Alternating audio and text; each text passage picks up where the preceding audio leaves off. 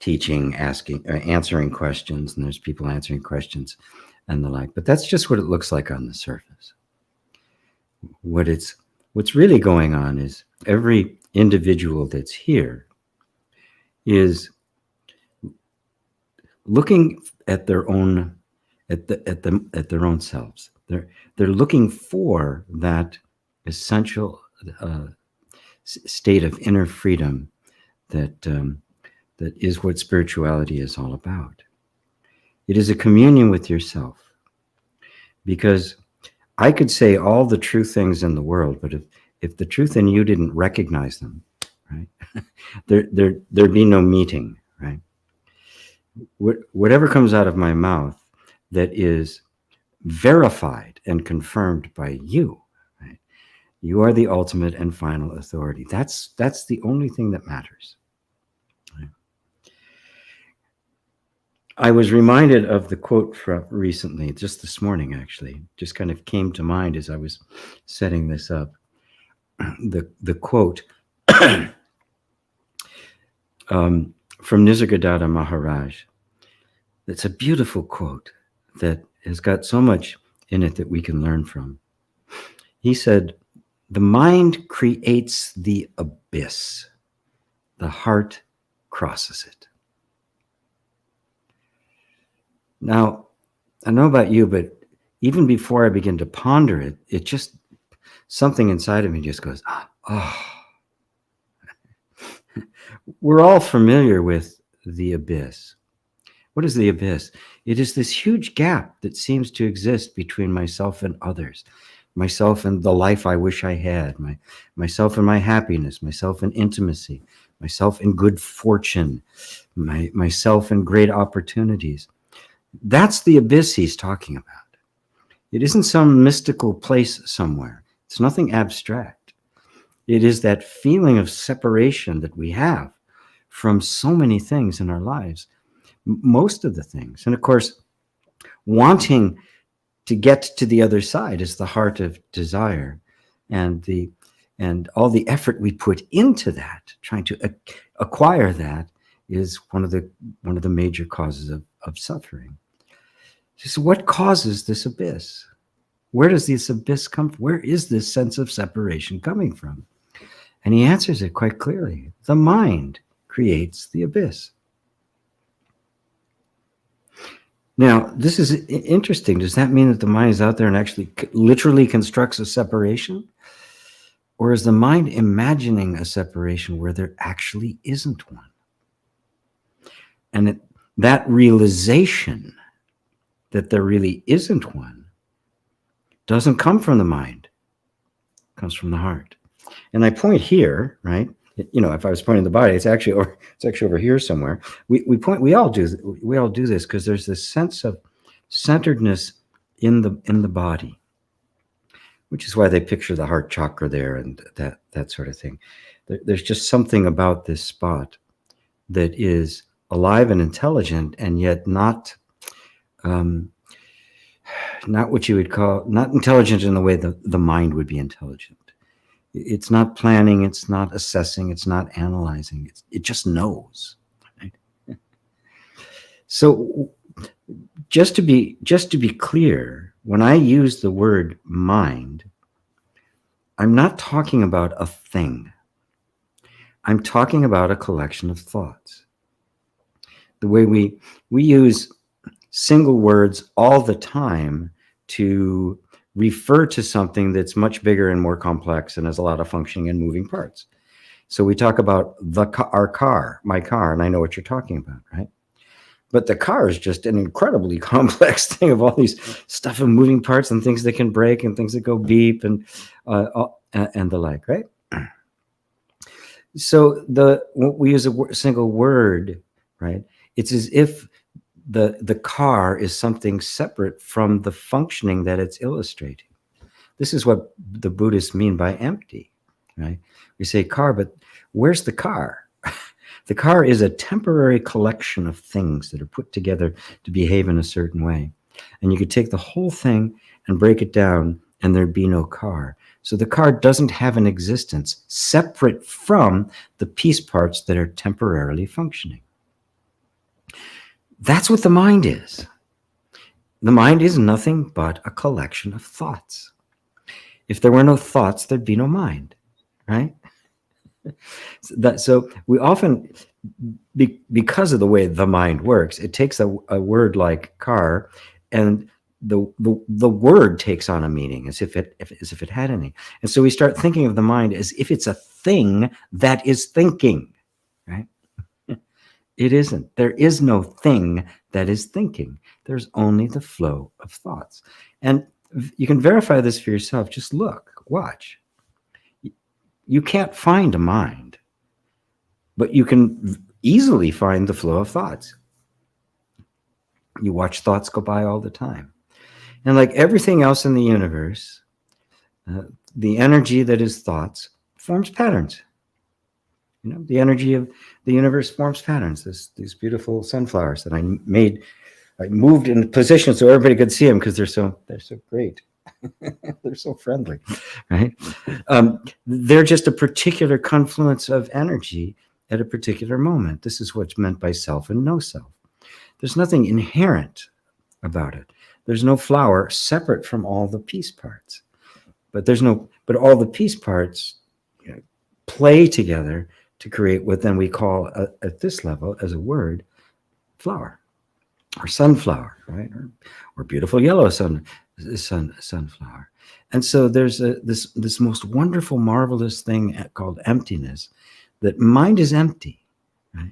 It doesn't mean anything separate from the thing that it represents, which is a flow of thought. Now, what he's saying is that particular patterns of thought create an abyss. Not that there's a mind out there, you know, making separation, but thought creates an abyss. So if it's thought that creates an abyss, then where does the abyss exist? It only exists in the thoughts. Does it actually exist separate from those thoughts? No more than the car exists independent of the wheels and the seats and the dashboard, or the flower exists separate from the petals and the stem and the center and the piston and all the other pistil and all the other stuff.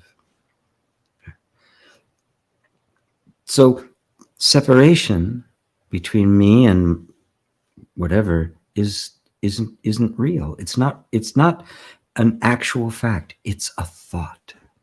Now, if what I am saying registers with you, right, that registering is not happening in the mind. The mind is a secondary thing. It's just patterns of thought. And because it's patterns of thought, it has no capacity to assess the worth or quality or truth of any of those thoughts. It's not a thinking thing. It's just a flow of a particular form of energy that happens to be very subtle and appears to be happening inside our heads. It is so close that it happens here, and so quiet nobody else can hear it. Oftentimes, mercifully. So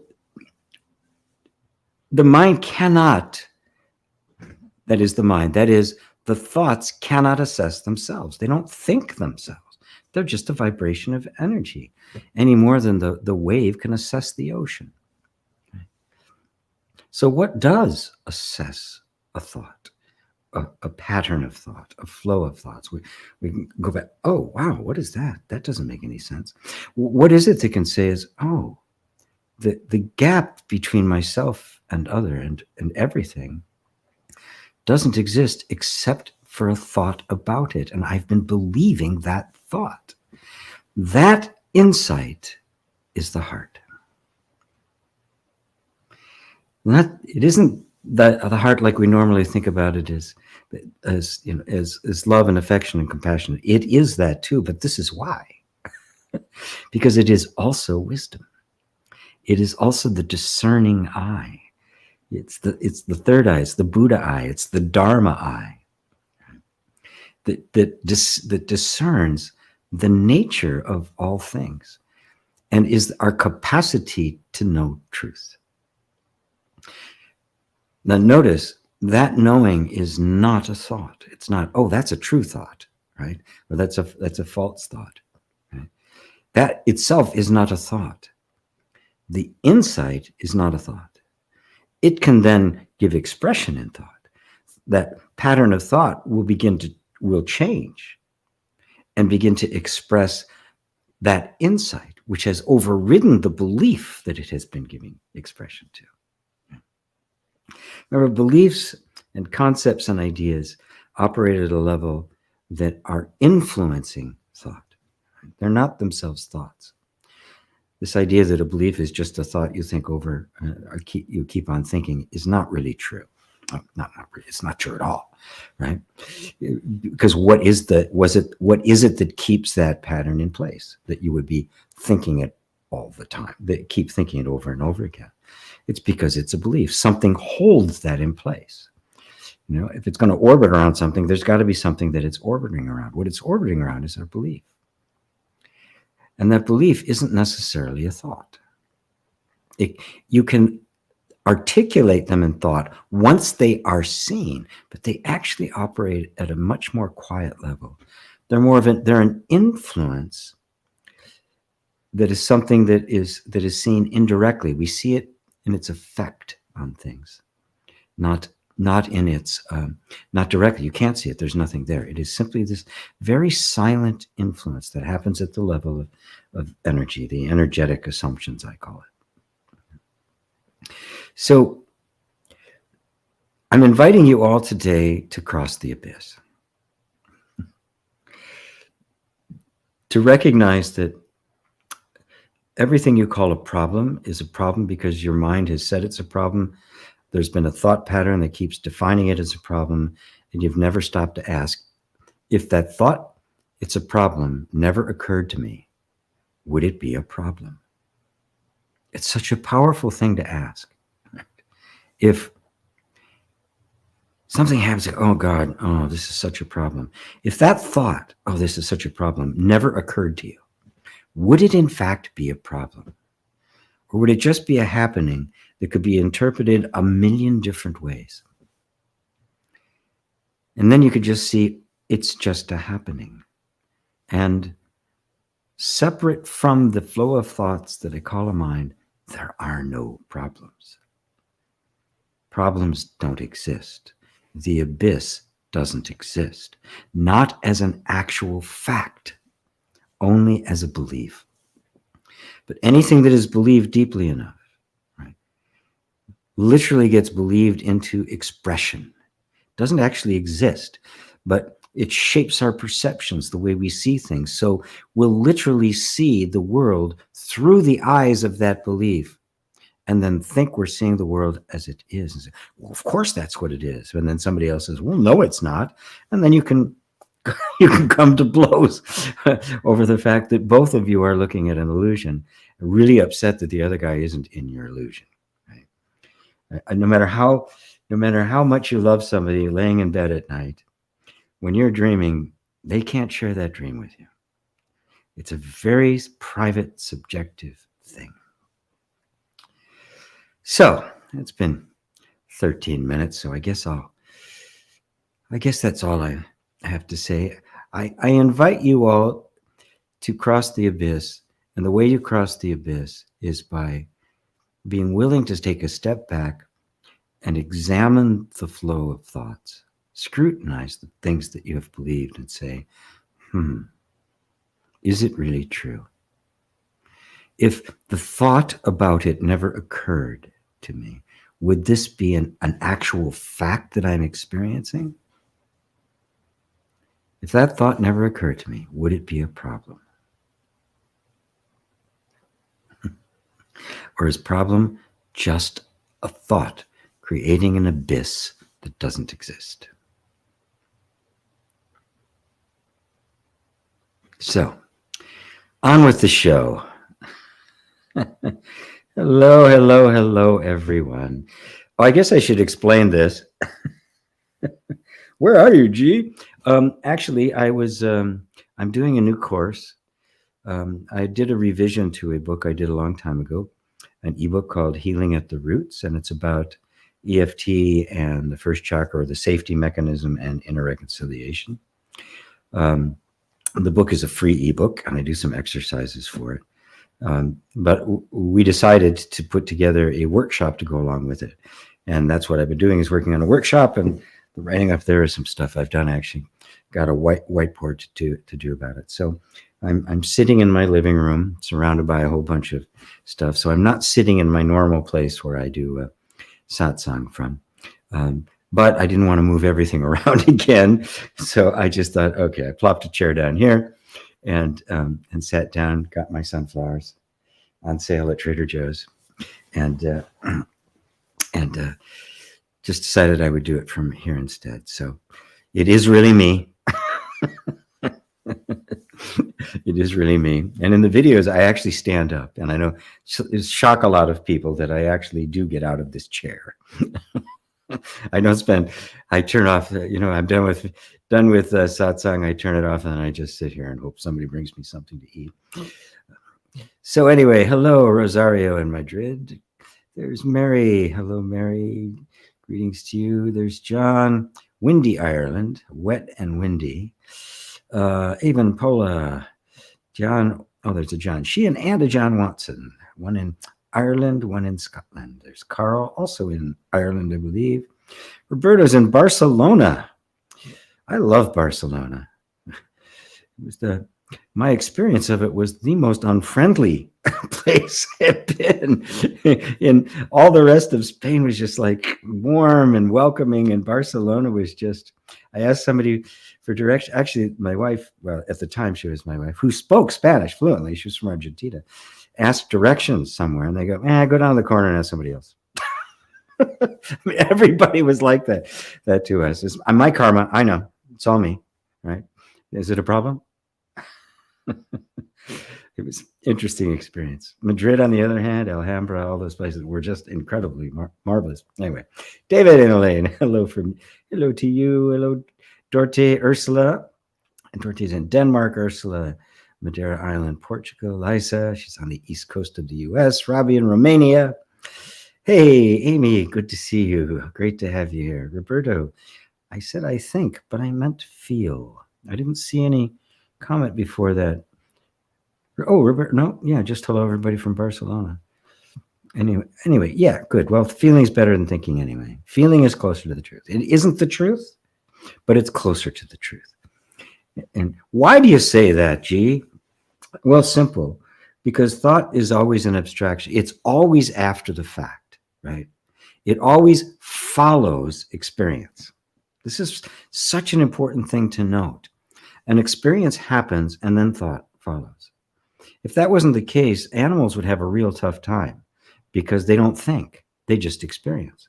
And so they're engaging in life on a completely different level. Well, this, the whole body-mind mechanism, right?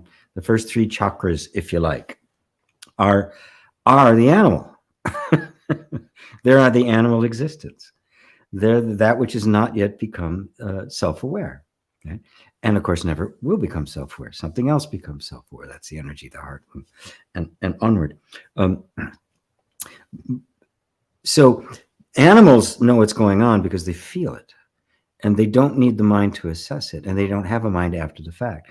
So it's the same for us, except we now do because of the self-awareness that has dawned. There's this kind of this intermediate state between self-awareness and between conscious and unconsciousness, and the mind is nothing but that collection of thoughts, all after the fact.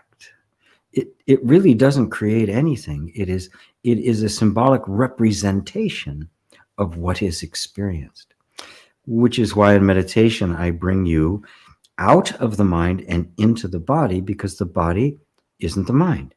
It is responding directly to the environment, which makes it more honest than the mind. It doesn't have illusions, right? If the body is too warm, or too cold, it doesn't have an illusion about it.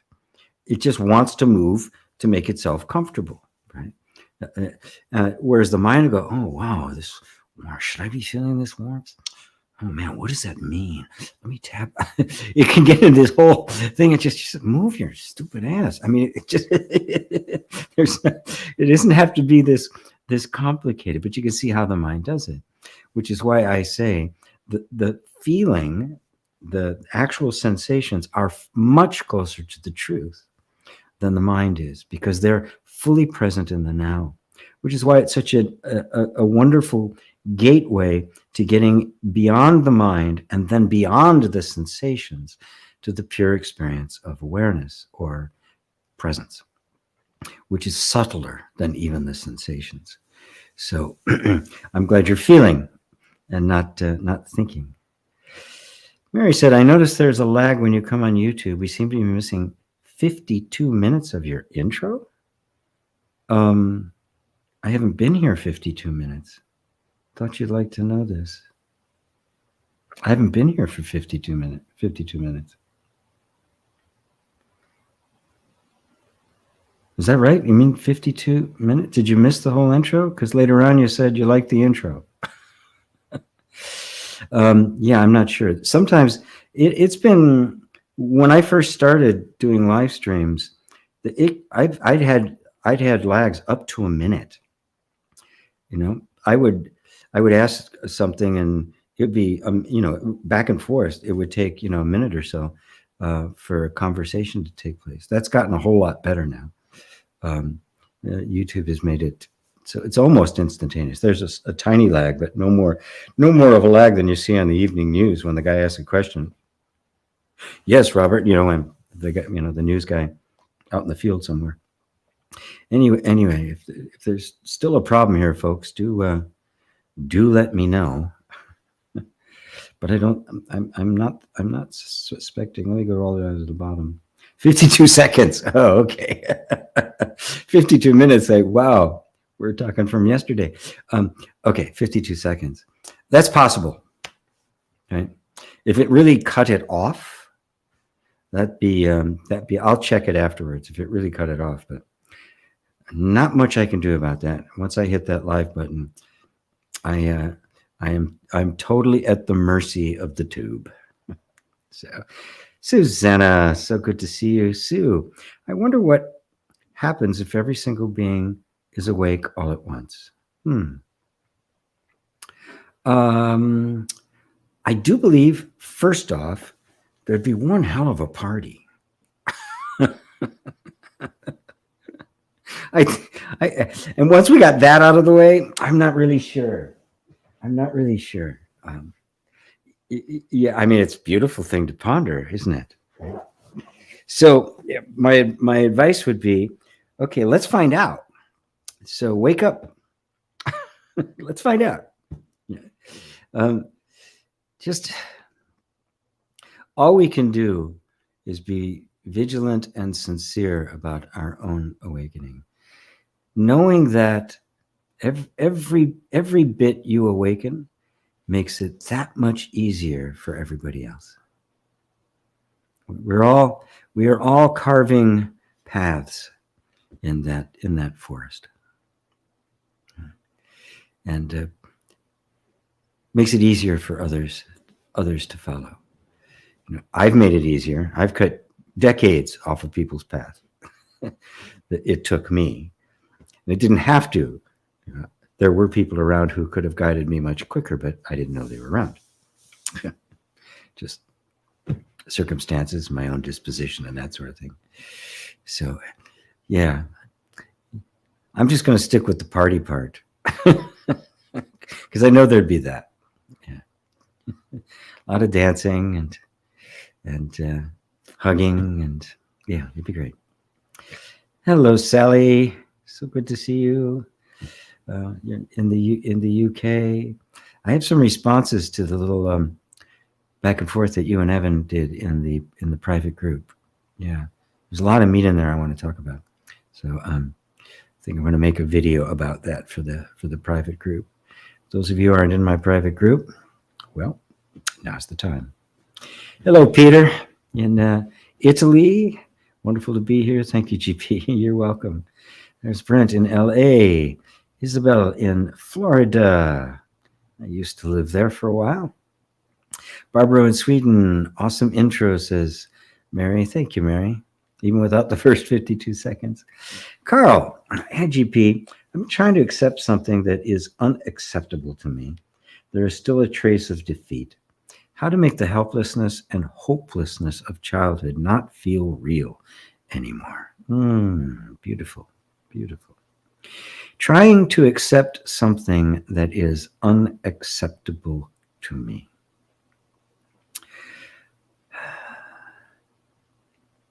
How about starting by accepting the fact that some things are unacceptable?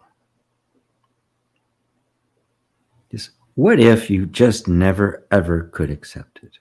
Notice how you've set yourself up with the idea that the way I get free of this is I must accept it, right? And so now you put all this burden on yourself to accept it. And yet inside there's this thing that doesn't want to accept it. Right? If you try to force that, you're really making an end run. Because when you look at the helplessness and hopelessness of childhood, how do you accept that?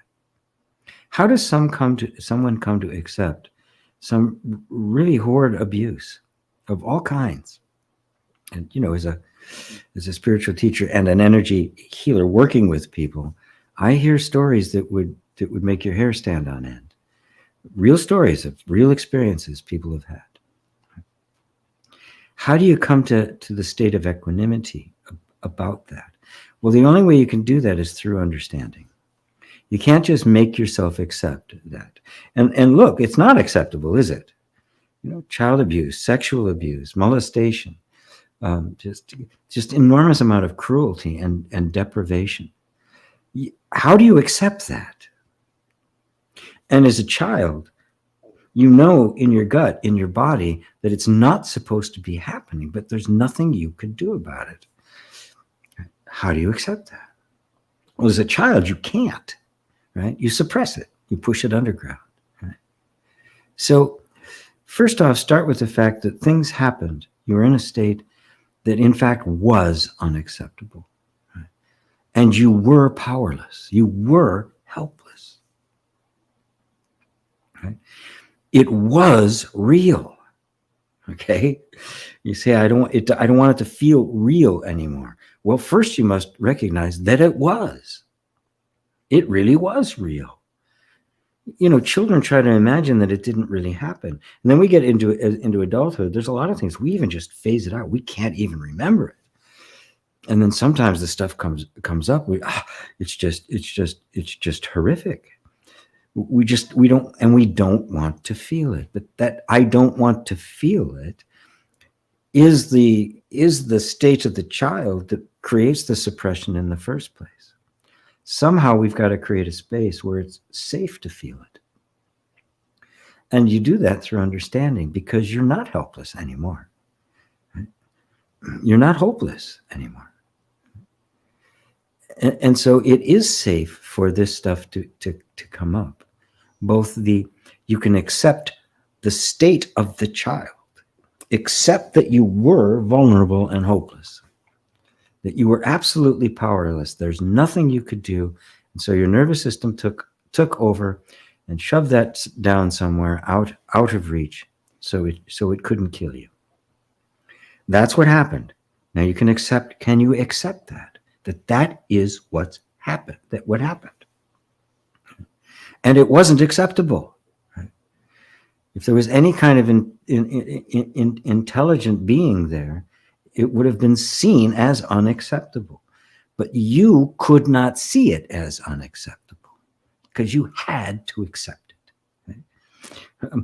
I'm coming at this from every angle I can possibly see, because until it is accepted as a fact that this did go on, and you didn't make it up, and you can bear witness to the misery and suffering of the child, right? It'll just be you trying to get rid of bad feelings. Why are the feelings there? And why have they come to the surface? Right? Well, they've come to the surface because it's time for them to be released.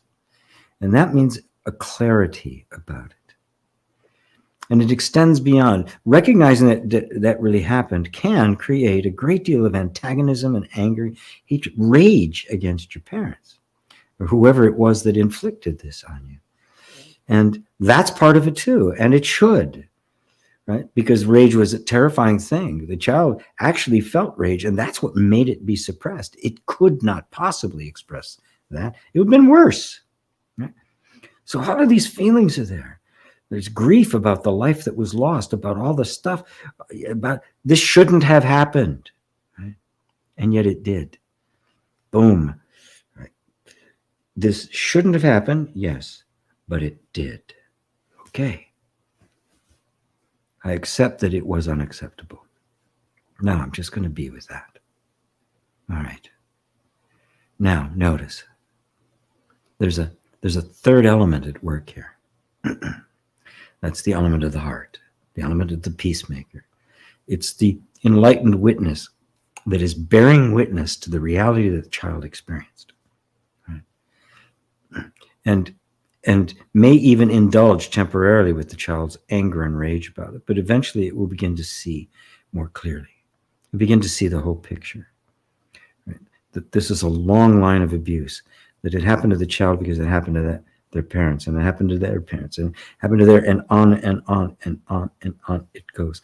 All the studies of violent criminals, really violent criminals in prisons, revealed that every one of them, the violent crime that they had committed had been inflicted on them in some way.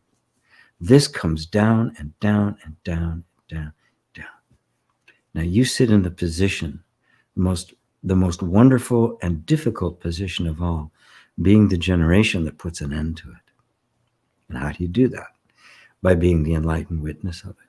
So first it's this child that you finally take in, and you let it, and you acknowledge its pain and its suffering, and you bring it close and bring it close and bring it close, and you give it all of the love, compassion that it needs.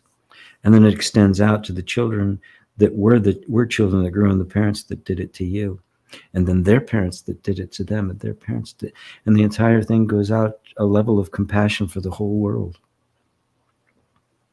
all reflected. The pain and suffering of the whole world reflected in the life of that one little kid, which you now become the great heart of Christ, right? Because this is the ultimate forgiveness. The clear-sighted understanding that sees the whole chain of causation and goes and breaks the chain. So you don't want to not feel it anymore.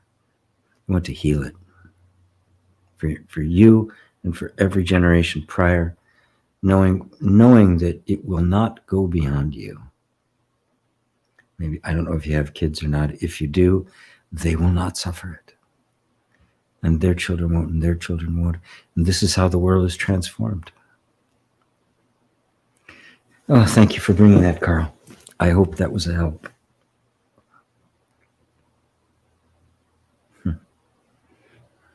It touches me.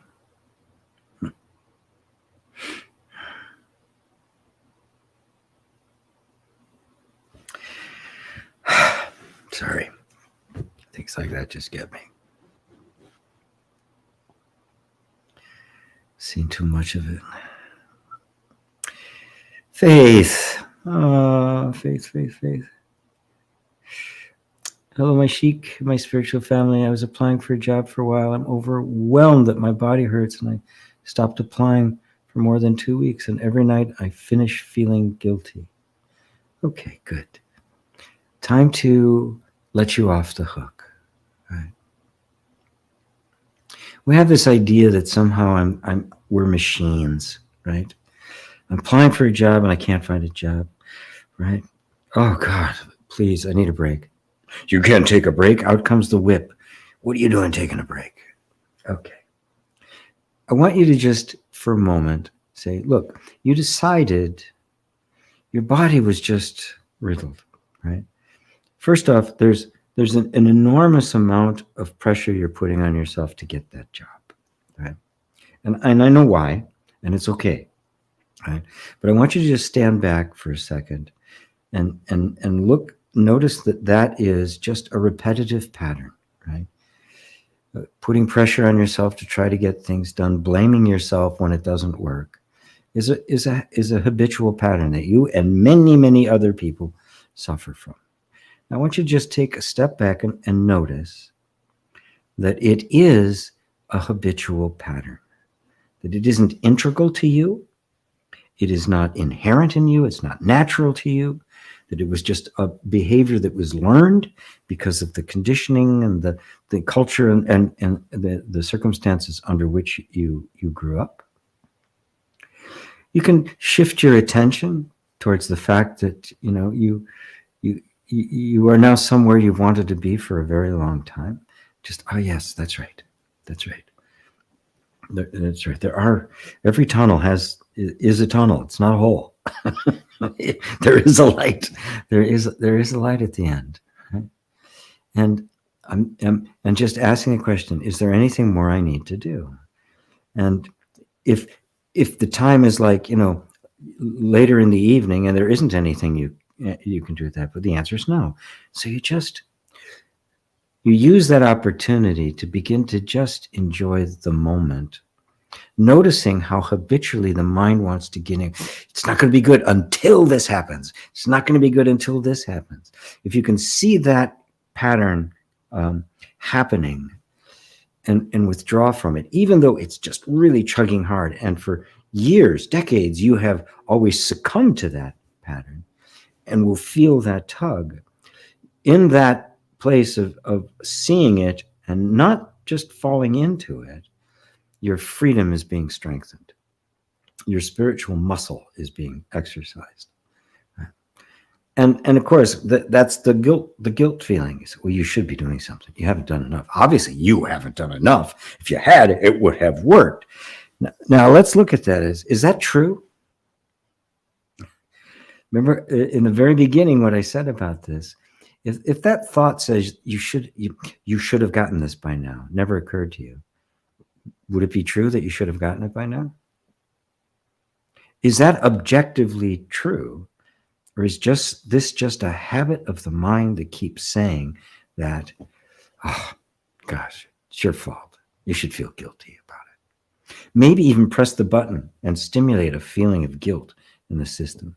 A mixture of guilt and fear and, oh my God, I'm going to lose it, right? And notice that. And as much as I wish I could just walk into people's heads and take that stuff out, I know that I can't, and it's better that I don't, right? Because how else do we learn to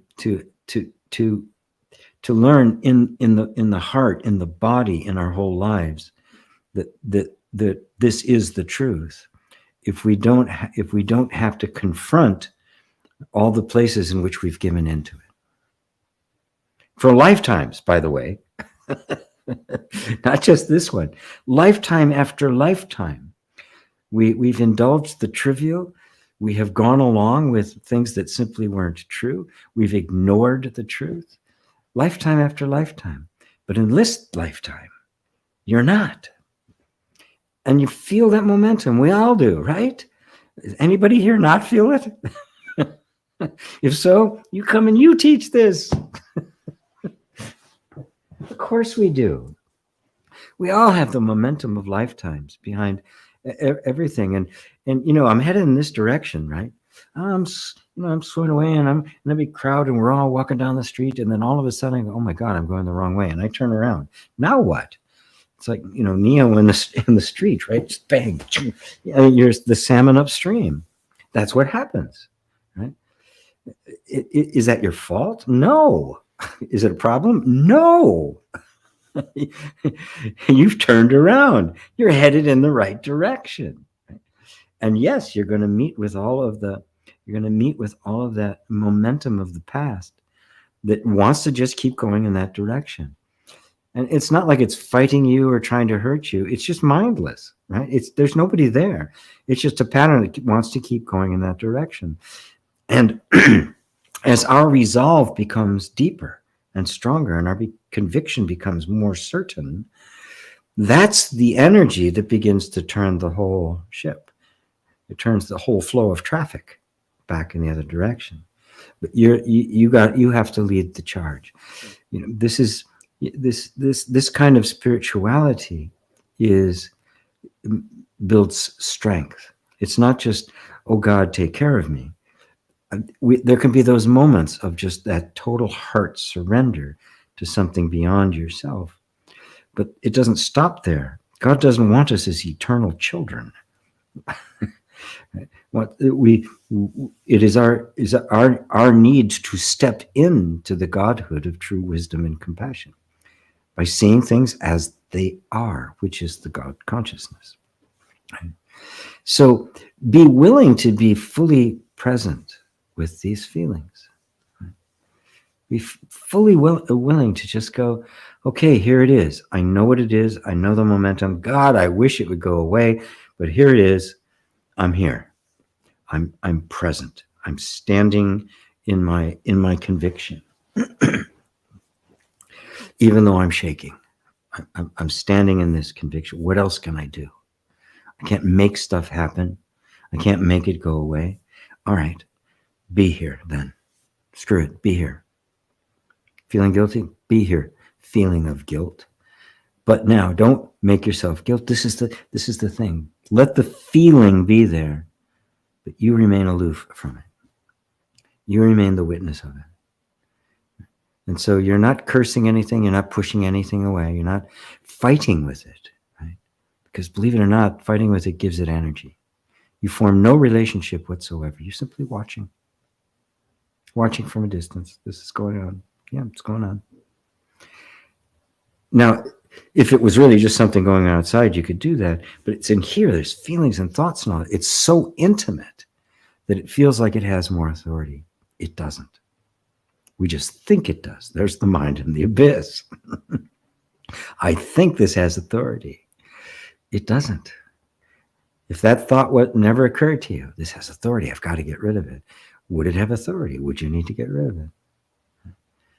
This is the abyss that the heart crosses. And I know you can do it, Faith. I've seen you. Oh, beautiful. Thank you, Faith. Brent, hello from Park City. Hello, Brett. Oh, Brett, not Brent. Sorry. Brent's the other one. David Yeager. Hello, David. I like the written intro. Please ponder this. Is the earth giving us trouble? Yes, there's a 4x6 patch of ground down the street really pissing me off. Did it mean to? Did the earth just decide, okay, David, what would really annoy the hell out of David? Oh, I know. Of course, if it's a 4x6 patch, it's not the earth. It's somebody that's there on that little bit of earth. Very good. Very good. Neutrality, greetings. Feelings come and go. Yes. Yes. They come and go. Unless we form a relationship with them, give them a meaning and a significance they don't inherently have, and then they stick around. Why wouldn't they? Oh, look, they think I'm cool. I'm going to stay.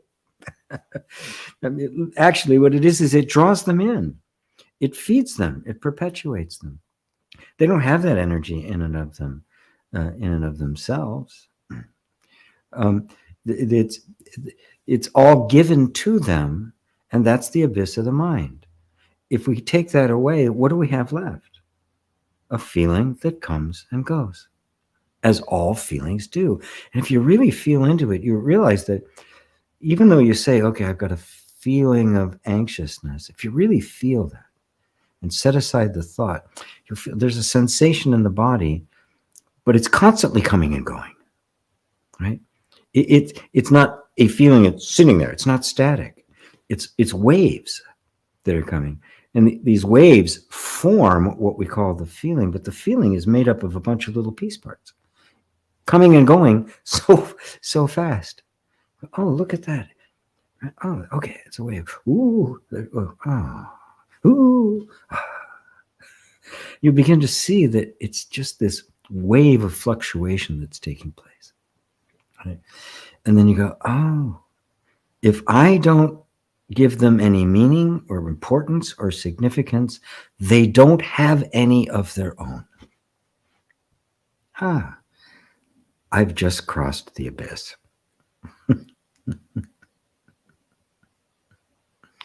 Beautiful. Thank you, neutrality. Mary, you were already talking when you come on. Sorry, it was 52 seconds. I don't know if that was the case for everybody. Oh, there we are. There's my bot. Best adult dating site. Great. Oh wow. I delete the spam. I can't delete it until I see it, and a lot of times it's below. I just got it. Thank you, neutrality. Yeah, I just blocked it. It's a bot. It's not even a human. Carl, bring on that awake party before I'm at the age where I'm sleeping through it. Yeah, I'm at that age where I'll be at the awake party, but I'll be home by 9. Stephanie Mars. Hello, Stephanie. How about chronic feelings of heaviness without being aware of any cause? Ooh, yay. I like this question. Good. So, the truth of the matter is, we're never really aware of the cause. We just think we are. Because a feeling comes up, let's say a feeling of heaviness, right? And do your best to be in touch with that feeling of heaviness right now, Stephanie. Right? Let's not put it off. There's no reason. We don't have to postpone our well-being. Right?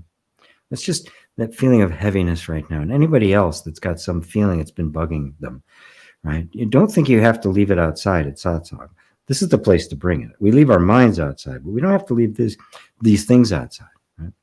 When we leave the mind outside, we go, okay, there's a feeling of heaviness here. Now, normally what happens is the mind, this is what it does, is it says, oh, there's a feeling, it's unpleasant, I want to get rid of it. What's its cause? How do I get rid of it? Now, you can see that's what's playing itself out, right?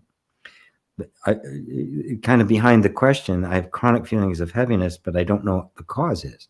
You want to know the cause because you think if you know the cause, well, then you'll be able to fix it, right? This is the way our minds work. It's not personal, right? Please understand me. This is not like a personal flaw of you. This is how our minds work until we become aware of them working that way. And we go, oh, this isn't the best way to approach it, right? So when something comes up and your mind has run out of options, I have no idea where it's coming from. For some, that can actually put them into a panic because we're so convinced that we have to know the cause in order to be able to free ourselves from it, that we then freak out or we get anxious, even get afraid. Oh my God, what is it? And we can start spinning and it create a level of anxiety that's sometimes even a panic attack. Right? So it's a wonderful thing when there's a feeling there and you go, I have no idea where this is coming from. So good. Stay with that. Let's not try to figure out where it's coming from. My approach to energy healing is completely different. It's not analysis. It's not psychotherapy. I'm not interested in where it came from. That is, I'm not interested in knowing it up here. The feeling itself knows. So that's all. That's all I need to know. If it wants to tell me, fine. If it doesn't, that's even more fine. I'm not interested. All I'm interested in is giving that feeling space enough to be able to fulfill whatever reason it's here for. And I don't know what that is. Right? So the first thing, okay, there's a feeling. Okay, so don't even try to figure out where it came from. And also, let go of the idea that somehow you have to get rid of it. Who said you had to get rid of it? Again, that's the mind creating an abyss. It's a problem. Is it a problem unless the mind says it's a problem? So let me assume that you got that. And now you're just present, completely empty and open with a feeling of heaviness. All right, so now feel into that. Give it your attention, right? Instead of trying to get rid of it or run away from it, we're going to walk towards it with curiosity, with openness, and just feel it. What does it feel like in the body? What does this heaviness feel like?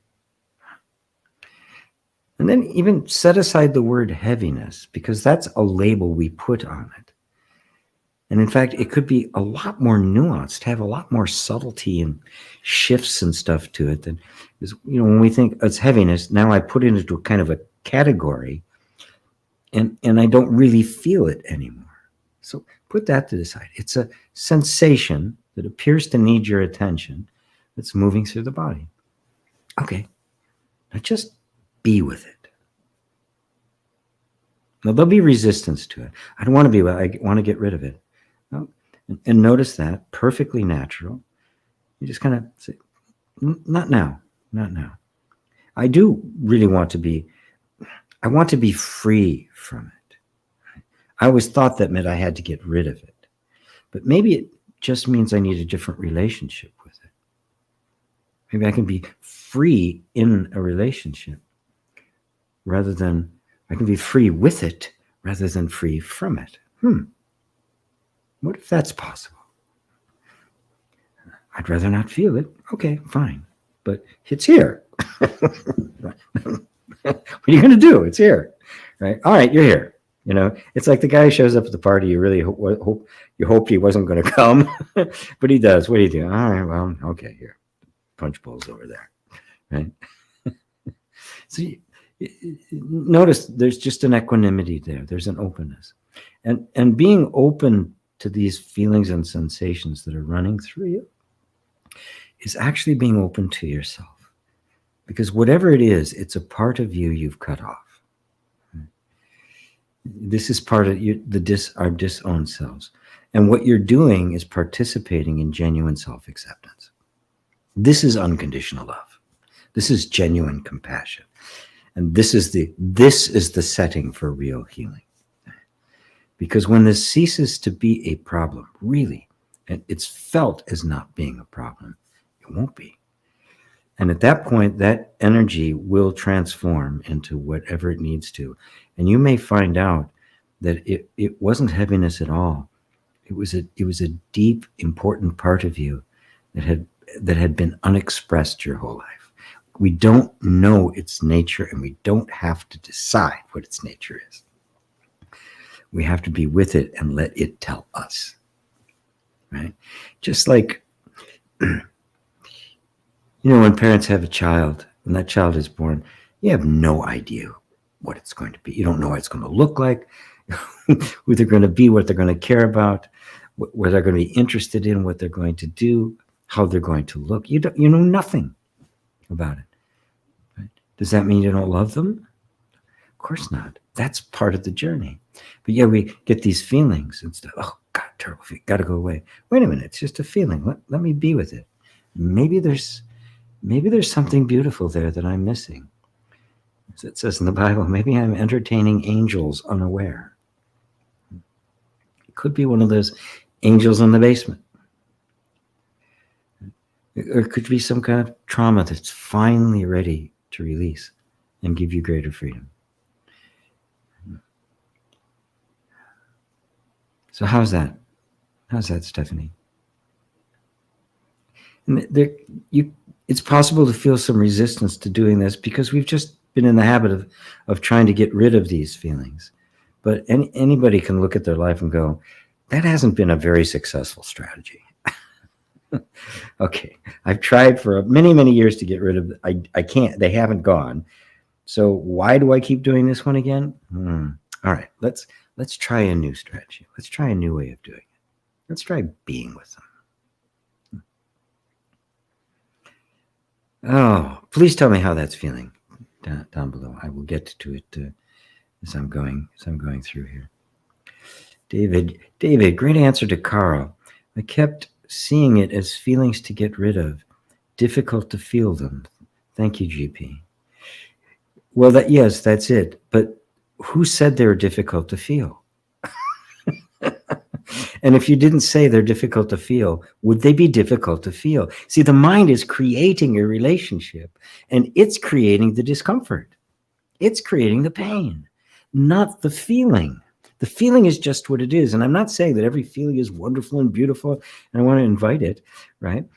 Not at all. Some of them are difficult, right? Some of them are not the wonderful, warm, fuzzy feelings, right? But does that make them difficult? Does that make them bad? Does that make them, they got to go away? No, that's all interpretation. And that comes from the idea that somehow we're not supposed to feel what we're feeling when we're feeling it. It's a really strange morality that just kind of grew up in the West. Right? But you are feeling it. It's a simple fact. Just, oh, but I am feeling it. I'm not supposed to? Well, maybe not, but here it is. Here's Johnny. So just feel them, right? And you'll notice that, oh, I can feel them. I was running away from them, and yeah, I don't really like them, but they're not killing me. The relationship with them can shift in a heartbeat. I mean, boom, just like that. And that's all it is a shift in perception. You no longer create the same relationship with them. And if you don't, they transform right before your eyes. Not that they're actually transforming, but you're seeing them through a completely different set of eyes. You've traded in these eyes, and you got these new X-ray vision eyes, lasers and stuff. Ah, wonderful, wonderful. Susan in New York. Hello, Patricia, in the City of Angels, and you're one of them. Mary says, I know exactly what Faith is talking about. I guilt myself so much, and I see how hard I am on myself too. Oh, more dating site stuff. Oh, they gave it a different name this time. Let me scroll down and see if it's there again. No. Sometimes the bots have different accounts on YouTube, so they keep posting stuff. And they just do this to everything that's live. Any other live thing going on is getting these as well. So I'm not even special. Yes, well, yes, guilt is learned behavior. We're taught to feel guilty because that's how we're controlled. Right? And it comes very, very early, and then we take on the role of guilt. And you know, if guilt and punishment actually worked to do anything useful, our prisons would be turning out model citizens. They're not, in case you haven't noticed. It simply doesn't work. It is about control. It isn't about blessing your life. And of course, coming from a evangelical Christian background, Mary, that was the number one thing. God was the most fearful thing imaginable. This supposedly in the religion of love. I don't get it. Don't get me started. So when the feelings of guilt come up, don't push them away. Right? Because underneath there's some little one that wants to be loved. And they'll do anything to win that love. And because they didn't get that love, they blame themselves. Be with it. That guilt is a cry for help. You can really feel it that way. Your heart will just melt towards it. Melt towards that part of you that was so wounded and blamed themselves for it.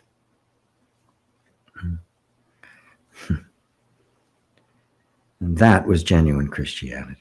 That right there.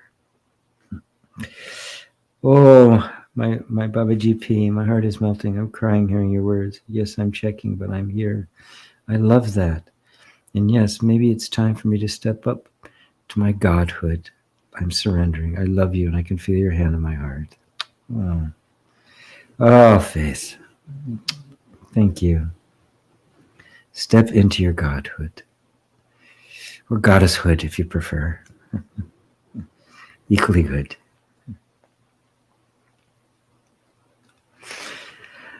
Anya, do we focus too much on the abyss as if we're not allowed to step back and take off, hands off, and let it be without trying to fix it? Yes. Yes. I covered that again a little bit in the Tappist Monks. Those of you who aren't in there, you should be. You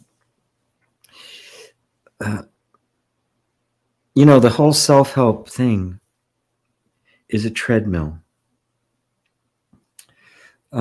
which is why I abandoned it and made a couple of enemies in the process. Because we can get into the identity of fixing, right? The truth is there's nothing to be fixed. If I approach the stuff that's coming up into my life, not as problems to be solved, but as simply opportunities to discover myself as I actually am and always have been, that I don't have to become it because I already am it. I've just been believing that I wasn't. Now that's very different. Right? Uprooting beliefs about myself that were never true is very different than trying to fix something that was broken. The truth is you were not broken. You never were. You just were taught to think that you were. That's the abyss, right? And there's this kind of this energy though that goes into, oh God, I've got to get rid of all these beliefs. But again, that's the mind that created the abyss trying to fix the abyss. It can't do it. So step back from that abyss. You don't need to fix it. You need to see through it. There isn't an abyss. It doesn't actually exist, right? And you don't do that by trying you can feel the energy. And this is really important to anybody who does this kind of inner work, right? You can feel when the energy starts getting heavy, right? I see this in people even working through towards awakening, right? Trying to see through the illusion of the separate self and realize who they really are. They can get so into seeing through the separate self. If it starts feeling that way, back off. The mind is trying to do it, right? And the mind can't do it. It created the separate self. It's not going to be able to undo the separate self, right? Ramana Maharshi would tell the story of the police who hired the man, a man to catch a particular thief, not realizing he was the particular thief. Hiring the thief to catch the thief. How successful are they going to be at catching that? Oh man, just elusive. I just can't find it. I don't know where he is. Where the heck is he? Right. And that's what we end up doing. We start using the mind to try to undo the mind, and it just wraps itself, and you can feel it. When you feel that sense, it's like, God, this is so heavy. Back off. That's the mind. Just go back to the place of take a nice breath and watch it. Just watch the feelings go by. Even let go of the notion that you have to cross the abyss, that there's anything you have to do at all. And then just abide in that quiet space. Just that. And you'll notice how quickly. And then what happens is that which the belief systems that make up the abyss will begin to appear all by themselves. Because you'll be now looking from the place that doesn't have an abyss, which is the heart, which easily crosses it because there is no abyss to the heart. It's all welcome here. It's no problem. You're not broken. There's nothing wrong with you. Who said there was something wrong with you? I didn't say there was anything wrong with you. And notice how free that feels, right? But then the mind goes, no, we got to do the work. No, we don't. No, you don't. The presence, the heart, will do the work for you. You need not engage. And if it needs the mind, it will take it and use it and then set it aside. Thank you. Good job. Right? If it needs it for anything. Right? Now, right now, I need it, right? I'm using the mind right now to formulate stuff, to respond to questions, but the answers aren't coming from the mind. Right? My sense of what to say and the heart of the issue that needs to be responded from is not coming from the mind. I mean, none of that's, it's in the words, but the words don't say it out loud. The energy I'm responding to isn't the words. It's the energy those words are carrying. It's what's sitting behind it. The mind can't see that. It can only analyze. Right? Then the heart gets it and goes, okay, I see what's going on. Mind, come here. And it starts using it. It starts putting sounds and words and phrases together, and the story from here or something from that. There's something orchestrating it. The whole thing. That's the mind. Excuse me. That's the heart. The mind just being now the vehicle of expression. That heart is also the true self. That's the real you. So you don't have to go digging at it. You don't even have to figure out, see through the false self. The attempt to see through the separate self, that which is trying to see through the separate self, is the separate self. So drop that process if anybody's doing it. Drop the fixing. And for a lot, that's like hard to do, because you've developed a life. What am I going to do if I'm not fixing myself all the time? I had somebody, I've known him for quite a long time, and he was always reading books about this or that. He was taking this course, that course, constantly. It was always there. I didn't say anything. He was a friend. I liked him. We had a good time. I've known him for 25 years, met him in New York, right? And every now and then, but about 10 years ago, he finally got exposed to non-duality sort of thing. And so Karki says, gee, you really understand this. Will you be my teacher? And I said, sure, under one condition. For the next 30 days, you don't read any books, don't take any classes, you just sit with yourself. That was the last I heard from him for 6 months. And the next time I heard from him, it was, oh, I read this great book. And it was as if our conversation had never happened. It had become an identity, you see. It wasn't about getting to an end game. Right? He became the self-fixer. He became the self-help thing. And of course, if you're actually if there's nothing broken, well, how in the world do I help myself? You don't. Right? But in order to be a finder, you have to let go of the seeker. But you don't just do that. I'm letting go of the seeker now, because that's the seeker trying to let go of the seeker. You let everything unfold according to its natural patterns, its natural energy. You're simply the Tao. You're bearing witness to it. You become this enlightened, angelic energy that is simply there, rock solid, a presence that all of this responds to and harmonizes with. So, yeah, this is a much easier path than self-help or personal development or any of that. Way, way easier. That's why I do it, because I'm basically lazy. And this is lazy man's religion and lazy woman's religion. Stephanie, such a relief. Thank you so much. Oh, wonderful, wonderful, wonderful, wonderful. Thank you, Stephanie. I don't recognize your name. Are you new? And where might you be located? Right? If you have been here before, I'm sorry for not remembering, but sometimes. Anya says, your answer to Stephanie fits my question. Well, and then you got your own.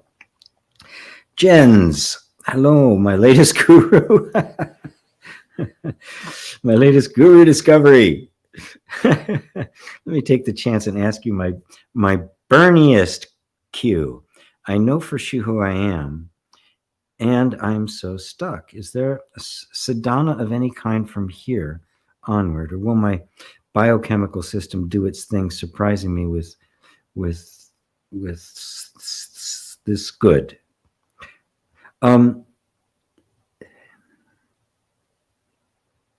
Yes, there is a sadhana after this. Not necessarily, and of course, there is an end to sadhanas.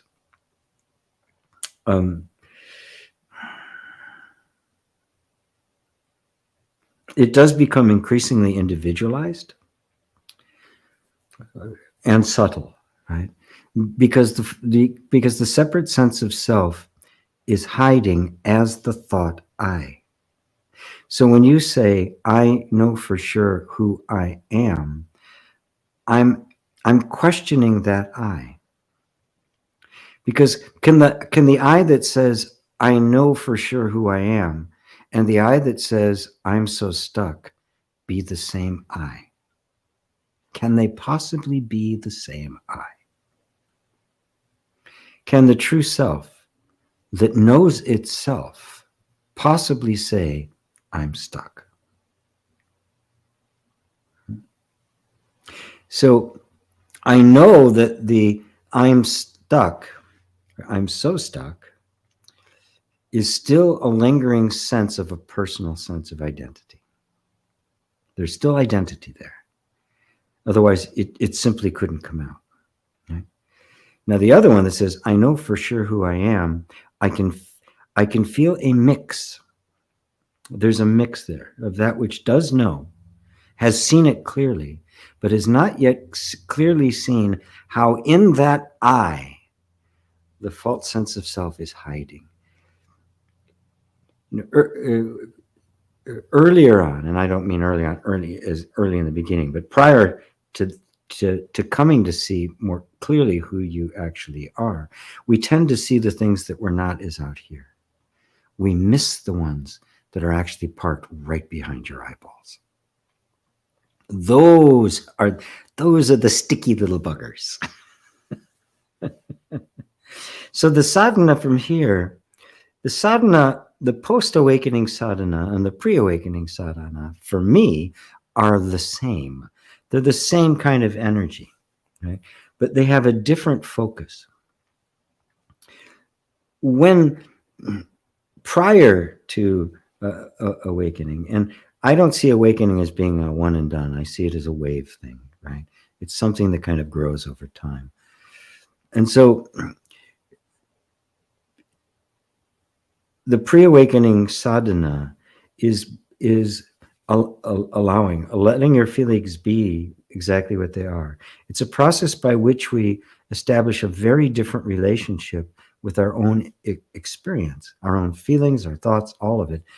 And an understanding begins to grow. And at some point, we come to really see, and take into our hearts that there's something here that is aware of thought, feeling, sensation, and all experience, and that it's not any of those. All of this is coming and going. This is not coming and going. And then something goes, this is me. And then we go, I can't define it. I can't say what it is. I know it's what I am, but I can't express it as something that I know. It's not an object of thought. It's just me. I just am. And that's a realization that really does sink in, right? But this is still going on, right? All the thoughts and patterns, and they're still acting according to the old regime, according to the way they were programmed. At one time, you were so identified with it that your identification was sustaining it, right? Now you're coming from here, but this is still going. And so what's going to happen is, I'm not, I'm that. Oh, I'm not. I'm that. Oh, I'm not. And it's gonna oscillate like that for a while. And it's okay. Right? Because every time you feel, oh my God, I was identified with that again. And now the post-awakening sadhana is just being willing to endure that, be fully present with it, and not think that there's any problem with it. And then recognize every time you get identified with something, and then the moment you see the identification, you let go of it. Right? Knowing full well that you will. You're not popping the cork on the champagne quite yet. As Papaji was always talking about vigilance. And then someone would ask him, Papaji, do you have to be vigilant? I mean, he's a fully enlightened master, right? And he says, to my dying breath. Right? Because any remaining little sense of identity, right, that's there is going to eventually, something's going to trigger it. Something's going to grab hold of it. Now, it eventually comes to the point where in the post-awakening sadhana, where even that doesn't suck you. You see it happening. Oh, there's the reaction. There's the identity. And you never become identified with it. You see the identification, the energy of identification is itself something perceived by that which is not identified with anything. Right? And at that point, you just let it happen. Who cares? So what? Matter of fact, it won't even complete itself in a lifetime. You know, that all of those programs and things, they'll have nothing to do with you, and they'll fall away with the body. If they don't fall away completely, and sometimes, but no, I don't know of anybody. I've never heard of any great spiritual teacher that some of it didn't kind of hang around. Nisargadatta chain smoked, and so did Steve Jourdain till the day they died. Ramana would lose his temper every now and then. Nisargadatta was a volatile character on top of it. I'm sure Buddha did. I'm sure Jesus did. I'm sure they all did, right? Because it just kind of comes with the territory. But there's nothing there anymore that says, and that identifies with it or says, oh God, that shouldn't be happening, which is a different way of identifying with it. And so that so your post-awakening sadhana is to look at that and say, I know for sure. Who's that I? And I'm so stuck. Who's that I? Get really into that, right? And not think, I just can't wait for this stuff to go away because it's gotcha. Oh, it's gotcha. You do this. So every time it comes up, the I comes up and there's some kind of, and become really sensitive to the feeling of it. I know for sure. What does that feel like? Right? What does that feel like? Is there any dark side of that? Is there anything that isn't quite convinced about that? And then even say, okay, can I go deeper? Can I go even deeper? Can I go to the point where there's not even an I left that knows for sure? There's your sadhana, gents.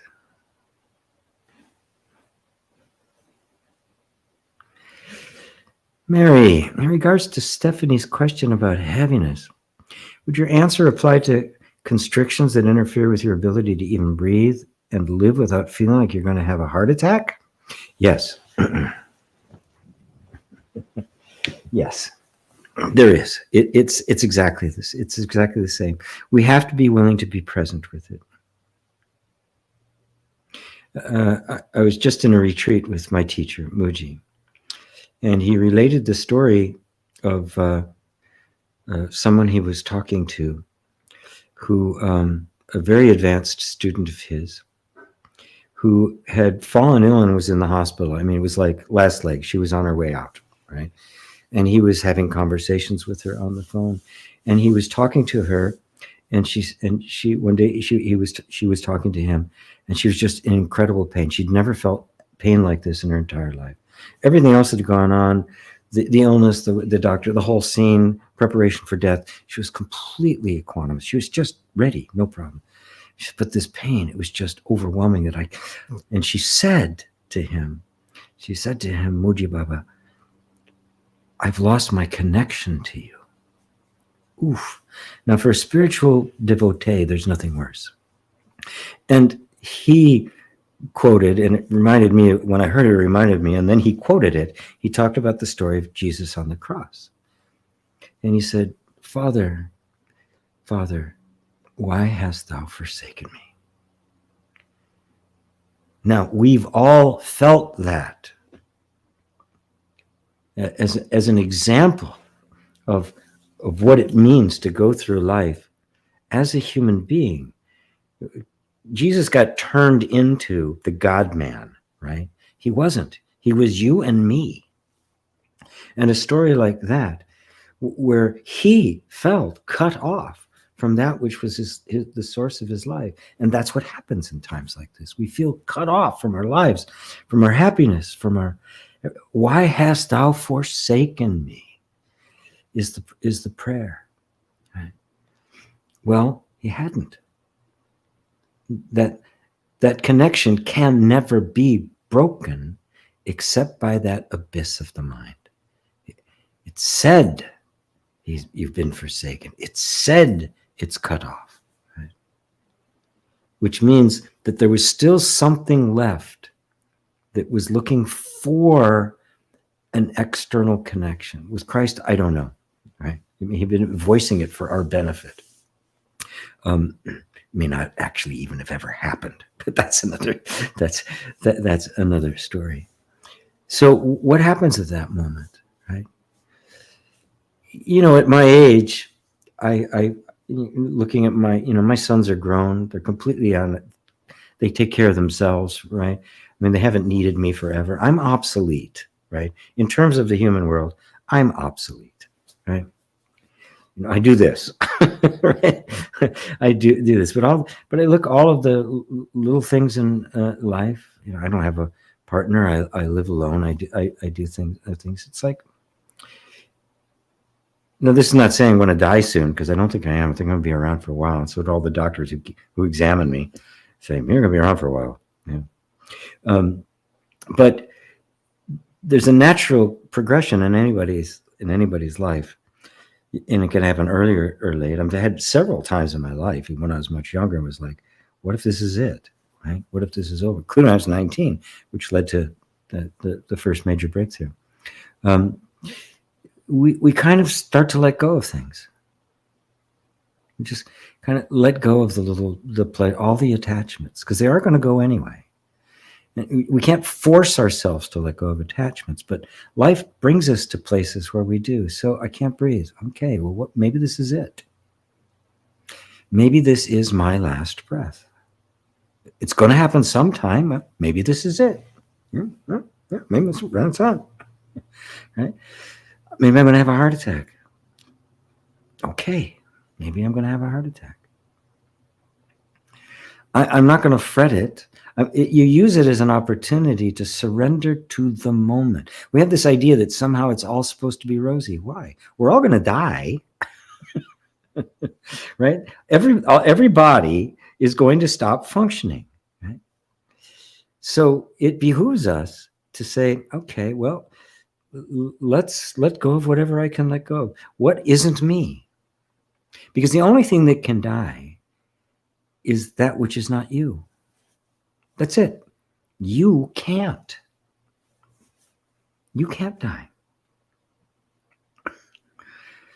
We think we can. And so something, I'm talking now about the ultimate expiration date, right, on the body. But so many things in our lives have passed away.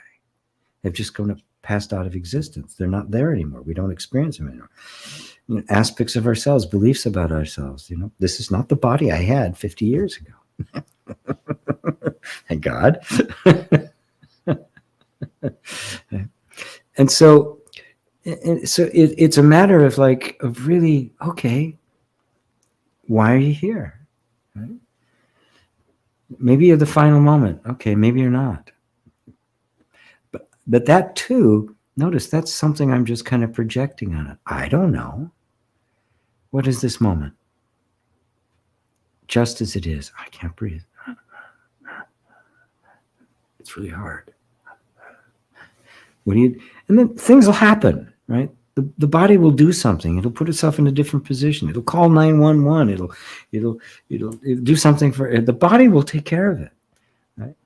Until it's time. And the body will know, no, this is it. We're done. And let go. The body's not holding on to anything, right? It's quite happy with the flow. Because it's just a pattern of energy. It doesn't have a sense of mortality. That's completely made up. Completely made up in the mind. Right? So that just being present with whatever happens to be here, be it an emotional feeling, a very powerful emotional feeling, be it a really annoying thought pattern, be it a physical condition. Right? It could be all sorts of things. It's just the same kind of disposition. Right? I'm a one-trick pony. It's one answer to all questions. Yes, you just kind of be present with it. And if you can, it's not always possible, but if you can, also pay attention to yourself being aware of it. And notice that the awareness of it isn't fluctuating with it. The pain or constriction or heaviness you're feeling is in the awareness, but it's not affecting it. And when that feeling or that pain or something dissipates, it goes away, the awareness is aware of that. It's not touched by any of these. This is such a profound thing to grasp, because which of those are you? That which is coming and going and fluctuating and there and intense and then gone, or the awareness that's been watching it? Did you go with it, or were you the one watching it?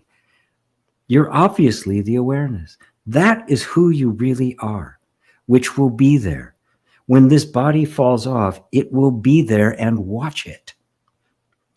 And you go, wow, that was a good ride. There'll be a lot of feeling about it, and then you'll let it go, and there'll be this incredible peace. So let it go now. Let it go now. Because all the holding on was just part of the abyss that the mind created. Nothing ever happens to you. Jens, I'm a rather gloomy Schopenhauerian. Know what? You just answer in a scary way already. Life sucks and I see no ending. Is there a way out of it? Yeah, heaviness, thanks. Going to subside as the system adapts. You can read minds, right? Thanks, dear. Jens, Berlin, that guy. Gloomy Schopenhauer. Now what? In a scary way, yes. But okay, let's even be gloomy. Let's let the gloom be there. Okay. Is it there all the time? The very fact you use the term gloomy Schopenhauerian, it's got humor in it. Right? It's not a gloomy comment. Right? It's actually quite light. Yeah. Life sucks. According to who? Right? Right? That's the mindset. Life sucks. If that thought, life sucks, never occurred to you, would it suck? We have to realize that we're creating a different world that actually exists.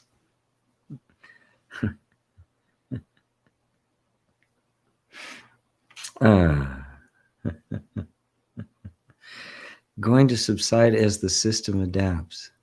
Only if you allow the system to adapt by not forming a relationship that wants it to adapt. This is very subtle stuff, right? But the system will respond to you, right? If you simply let it be there and you are not creating an artificial relationship with all the stuff, it won't touch it. It won't care. Life won't suck. It's just life as it comes, and it doesn't have any issues. But if we make an issue out of it, that's what holds that's what holds the heaviness, right? Why is life heavy? It's the mind that says it's heavy. Schopenhauer says it's heavy. It's Nietzsche who says it's heavy, right? Is it really heavy? Or is this just a bunch of thoughts we collected? And sometimes when they're deep philosophical thoughts, there's a lot of pride attached to them, right? Because I've got this gloomy Kierkegaardian view of things, right? But it's just a view. That's all it is. Right? And it's as unreal as the Pollyannish view. Life just is what it is. And if you form no relationship other than that and see it as it is, you live in peace with it because you've got no issue with it. You're taking no position. You've taken no form to become somebody, right? And then you truly are the I am that knows it's the I am.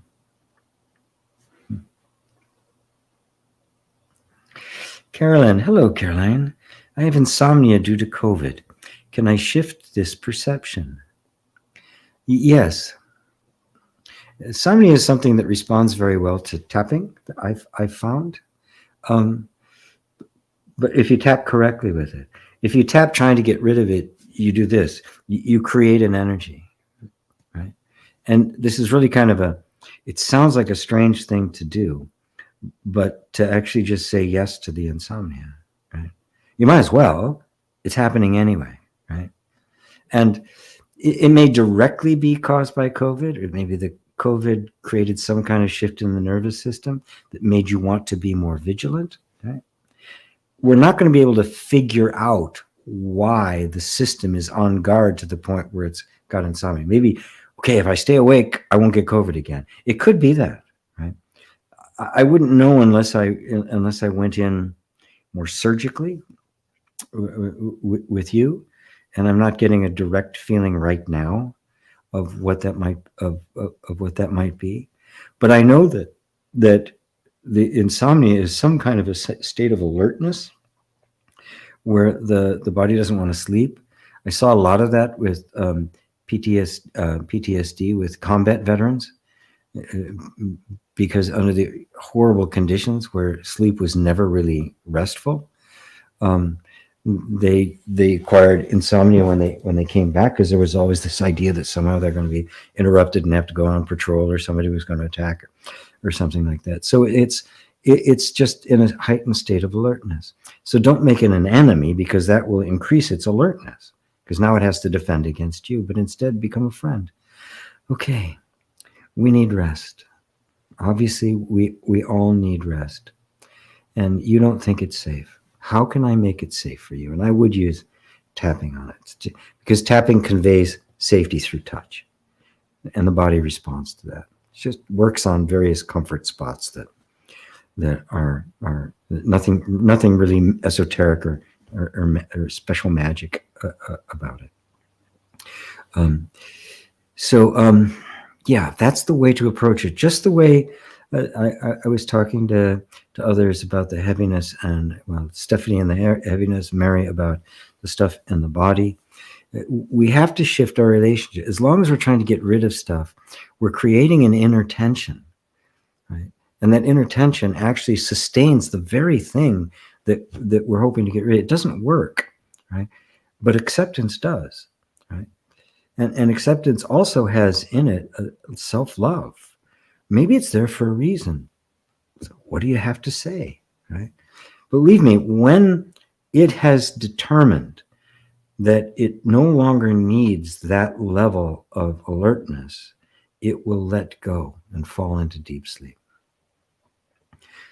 You can question that too. So what happens if I fall asleep? What's going to happen to me if I fall asleep? What is the danger that could possibly be there? And if you do that, if you inquire like that with a deep desire to truly know, rather than a masked desire to simply get rid of it. Oftentimes people will practice allowing, something I teach a lot about. And it's really just a veil. Okay, if I allow it, will it go away? Which is what you're actually doing is a covert, a clandestine rejection. Really want to know. Okay, you're here for a reason. Something inside of me is really disturbed. All right, let's look together and be really present with it. It's the most loving and honoring thing you can do. And it has a profound healing effect. Because once you've created a safe space inside, whatever it is that is holding on so tightly can loosen up a bit. When it loosens up, what happens? The energy begins to flow. and things will come up, sometimes disturbing things, but they're coming up on their way out. They're not coming up with the intention to disturb. They're coming up because they have to be acknowledged so that they can be released. It's a basic foundation of energy healing, at least the way I do it. Zigligitz. Okay, I can't pronounce that name. ZZ Licks? Anyway, hi GP. I've been hoping to create a romantic relationship in my life for the longest time. I'm aware I have resistance regarding trust. I've tried loads of IR, but still nothing. Can you help, please? Oh, how sweet. Yes. When you're practicing IR, for those of you who don't know, that stands for inner reconciliation, a process, a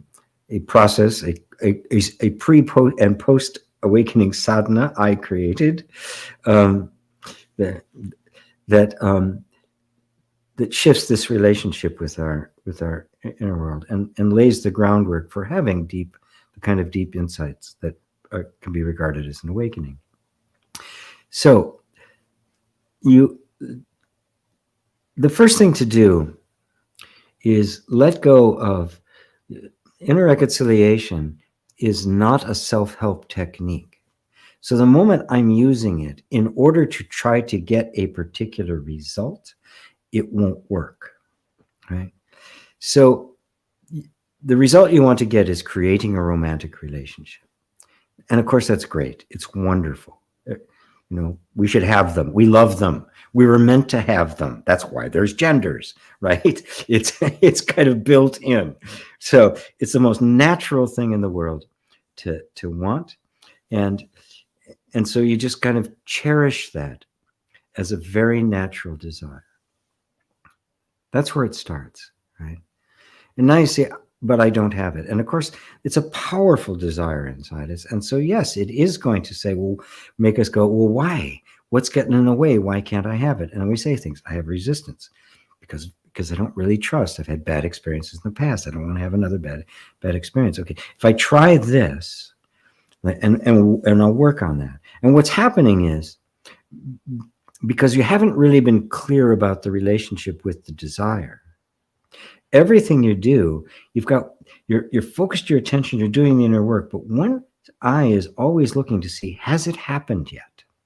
Which means the energy is diffused. You're not really present in what's happening right now, right in this moment. And what that does is it makes all the processes you're doing a means to an end. And so everything will be judged from that point of view. So if there is some little breakthrough that comes up, immediately you go, did it work? Okay, I'm going to wait a couple days. Maybe he'll show up, right? I'm assuming. I think you're a female, or maybe a male. It doesn't matter. They'll show up. Whoever they are will show up, right? And then they don't. You go, oh, then you double down, right? Like something was wrong. It's always an assessment, right? Well, that's the big mistake. Don't assess anything. The only thing that matters is right here, right in this moment. What's present in this moment, right? What's present in this moment is the desire for that, for the fulfillment of that kind of intimacy, the romantic relationship. And it's wonderful, right? Who doesn't like it? Okay. Show of hands. Anybody not like it? Okay, good. So just be present with that desire. Now, don't do anything with it. Don't try to grab onto it. Don't try to push it away. Don't try to manifest it. Don't try to visualize anything. Just notice that the desire is there. By the way, you didn't create that desire, did you? Okay. It just happened. You didn't sit down. I think I'm going to work on having a desire for a really great relationship. Nobody does that. And think of how many desires in your life. You didn't create any of them. They just arose very naturally because they're part of life. Okay, good. So this desire is there. It's just there. Didn't create it. It's just there. All right. Now that desire arises and all this other stuff comes. Oh, I really want that. It comes into this environment that's really grabbing on it or pushing it. It's like, God, what do I don't want to be here. This place sucks. Okay. So instead, just, okay. Wow. Yeah. What a great desire. Yeah. And every desire wants to fulfill itself. There's a powerful energy there. Great. Good. Now, there's also another feeling there, which is like, can I have that? Is it going to happen for me? What if it doesn't happen? Now, the desire's already happened. And believe me, if it's going to fulfill itself, the energy of fulfillment is in the energy of the desire. It would have to be. Because if it wasn't, something else would come along that had nothing to do with it, and it wouldn't be fulfilling. So the fulfillment and the desire are one thing. And they've got a life of their own, and you don't have to get in the way of it or interfere with it. There's another course I did called Your Four Amazing Powers of Creation. And in it, I used the metaphor that you are not the desire, nor are you responsible for it. You're simply the garden in which it grows. It's appeared in you, right? And you can either grab and try to take control over it, or you can just let it be, appreciate it, nurture it, and let it be whatever it's going to be. Like the child, you have a child and you don't know what it's going to be. Your job is to just nurture it, take care of it, encourage it, and be wondrously, miraculously amazed at what it becomes. Because you don't know. Right? You don't really know what this is. And so be present with the feeling right here, right now. And when you're present with it, you'll notice other stuff will come up. Thoughts about it will come up. Some thoughts will try to suppress it. Now, if you feel something resisting it, trying to push it away, go, oh, okay. Who are you? Why is this a threat to you? Why do you think this is a problem? Well, look what's happened before. You've never made good choices. You know, they've all turned out horribly. They didn't take good care of you. You didn't get your needs met. Why bother trying to do this again? Right? And you know, you're right. I don't want to experience that. I don't want to experience any of that stuff again. And you're right. One way to not experience it is to just never have it. True, right? But I didn't create this desire. It's just here. So, is there a way that I can have this without any of this stuff happening? Is there a way we can work it out so I can be both safe and free, both in myself and in relationship at the same time? Now, if the answer is no, okay. If it really is no, if there really is no, you know, I don't want to experience any of that stuff again. You know, maybe I'll a little, you know, friends with benefits or something, but I really don't want to invest all of that and then have it go south again. I really don't. So if it's not possible for any other way, I accept that. That's a reconciliation. But if it is possible, I want that. Now, I don't know whether it is or not. Now, notice, I haven't made it a problem anywhere along the line here. I haven't said you have to have it, you don't have it. You have to make it happen, you have to figure it out. I've stepped away from that, and I'm sitting in this third position to go, you know what? If it can, I'm up for it. But if it can't, okay, I accept it. And I'll move on. And I'll just let this energy be there. And maybe this energy will find creative expression in something else, and that's okay too. But now, you see, now you've reconciled with it. Right? Because there's no more pressure to make something happen. Right? And it's all right happening right in this moment. You have not denied or dishonored any of your feelings. You've created no inner conflict. On the contrary, you've reconciled with it, so there is no conflict. And now the energy is free to do what it can. So because the inner energy now is so safe, believe me, all of the resistant parts are going, well, maybe we can't. Is there a way? Now, at first they may be really, no, there isn't. We tried, right? But if you're just sitting there, just okay, well then I accept that, right? But what if there is, right?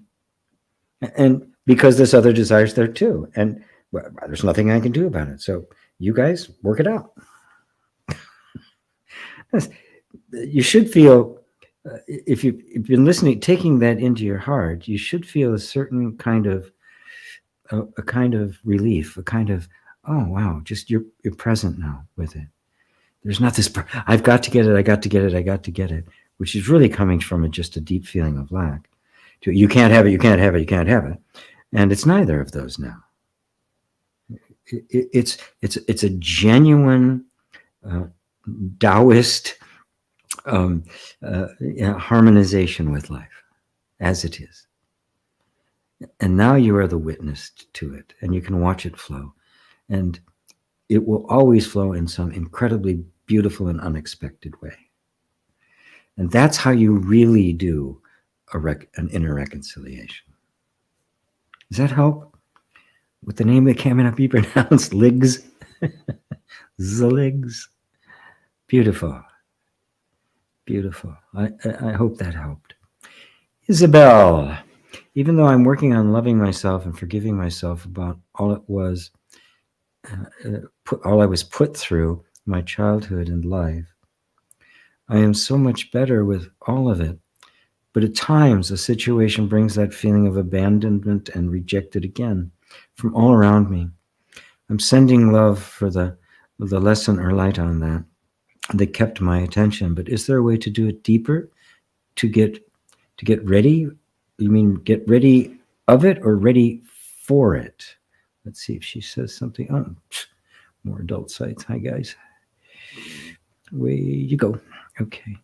Let's see. Oh, geez. I'm not going to get to all these questions today. Wow, what a long list. Ready of it. Sorry. It's either ready for it or, okay, ready for it, you mean. Yes. First thing, to be ready, know that it's going to happen. Because it will, right? Look, when I talk about the programming of the nervous system, right? It's not one program, it's a gazillion of them. The nervous system has put behaviors and attitudes and reactions in place for all sorts of different things to try to cover absolutely everything that could possibly happen. That's what it does. That's its adaptation. So it wants to plan in advance. So if this happens, this is what I do, right? And if something unexpected happens, it very quickly tries to get as close as it can to something that had happened before, so it knows how to respond. For what reason? To keep you safe. Simple as that. Simple as that, right? So now, as we get more and more willing to be present with our feelings, right? That is diffusing a lot of these triggers. Its need for the strict programmed response that it had before isn't as needed anymore because you're, for one, much more safe. So it doesn't need all the ones that was holding on to because of you, right? And that also takes with it all sorts of, you'll notice how that it's easier you're less reactive with other people, but that doesn't mean they're all gone, In the word processing programs like Microsoft Word and Pages, right? For Mac, I'm a Mac user, so you probably didn't realize it, but like 95 to 98% of what can be done in those programs never gets done. There's a tiny percentage of people, like power users, who actually use more. Nobody uses everything that it can do. That's why you'll accidentally hit a particular set of keystrokes and it'll do something. Go, where did that come from, right? What it means is that the full range of possible reactions, what is a program but a preset set of reactions to a given event. So I hit this key, this happens, right? That's all it is. If that key never gets hit, it never happens, but the program is still there. Now, in the process of this inner work, this inner reconciliation, you're dismantling all of these pre-programmed responses, right? Some of them, and the beauty of it is that you, a bunch of them all at once, because they are all based around particular kinds of events and nuances and stuff of the events, right? It's complex, but it always boils down to a simple theme. Am I safe? The more safe you are, the less it needs these, and it just is dismantling them. But times will happen that'll come up, and that button will get pushed. Right? Now, here's in that situation, to be ready for it, you go, yay, the button was pushed. This is making me feel abandoned. Let me be totally present. And notice the reaction is, because this is the program, I want to get away from it. That's the program. But it's a feeling of abandonment. What does it want to do? I want to get away from that feeling of abandonment, right? It isn't just I'm feeling it. I've got to act on it. That's what a programmed response is. Event happens, triggers, boom, an action has to take place to either to avoid it or, you know, take advantage of the opportunity, whatever it might be. So you know it's going to happen. So when it happens, you go, oh, there it is, that feeling of abandonment. Oh, and there's the feeling of wanting to get rid of the feeling of abandonment. Oh, and there's the guilt about I should be further along now. And oh, there's what did I do? What did G say I'm supposed to do? I completely forgot. And all of that is part of the program response. You go, oh, there it is. Okay. And there's all this other stuff happening. It's just like a tsunami of things that are happening. There's lots of feelings and reactions, that sort of stuff. And then you remember, yes, but I'm watching them. And they can't even, wouldn't have an effect if I wasn't here watching them. So my watching of them, my awareness of them hasn't been touched by it. So I'm going to stay here and not get drawn into the fray. I'm just going to sit here and watch the fray, including the desire to fix it, change it, make it better, make it go away. That's part of the fray, because that's what the program wants to do. Change it, fix it, make it go away. Boom. It's just that's what happens when that button gets pushed. But if you're sitting here and watching it, you let it happen, right? You don't give it any fresh energy. The need for all of those reactions to take place will dwindle until, oh, I don't need this button. Boom, throws it away. All because you remained present, conscious, compassionate, loving, and aware. You're just with it. And as you said, I'm so much better at it. Yeah. So let's go from just being so much better at it to being a master of it. So literally nothing bothers you, because you know yourself as always seated in the throne of pure awareness and not moved by what's happening in awareness. Like the sky is not the least bit concerned about the hurricane going on. Be the sky. Whatever happens, the sky, it clears away. Has the sky been touched? Is it left a mark? No, it's pure. It is absolutely what it was before it appeared. Be that. That's where the sense of identity goes to. Remember, this isn't so much about just trying to find the way to deprogram and become calm and equanimous. It's a way of finding your true position, and that will do the deprogramming.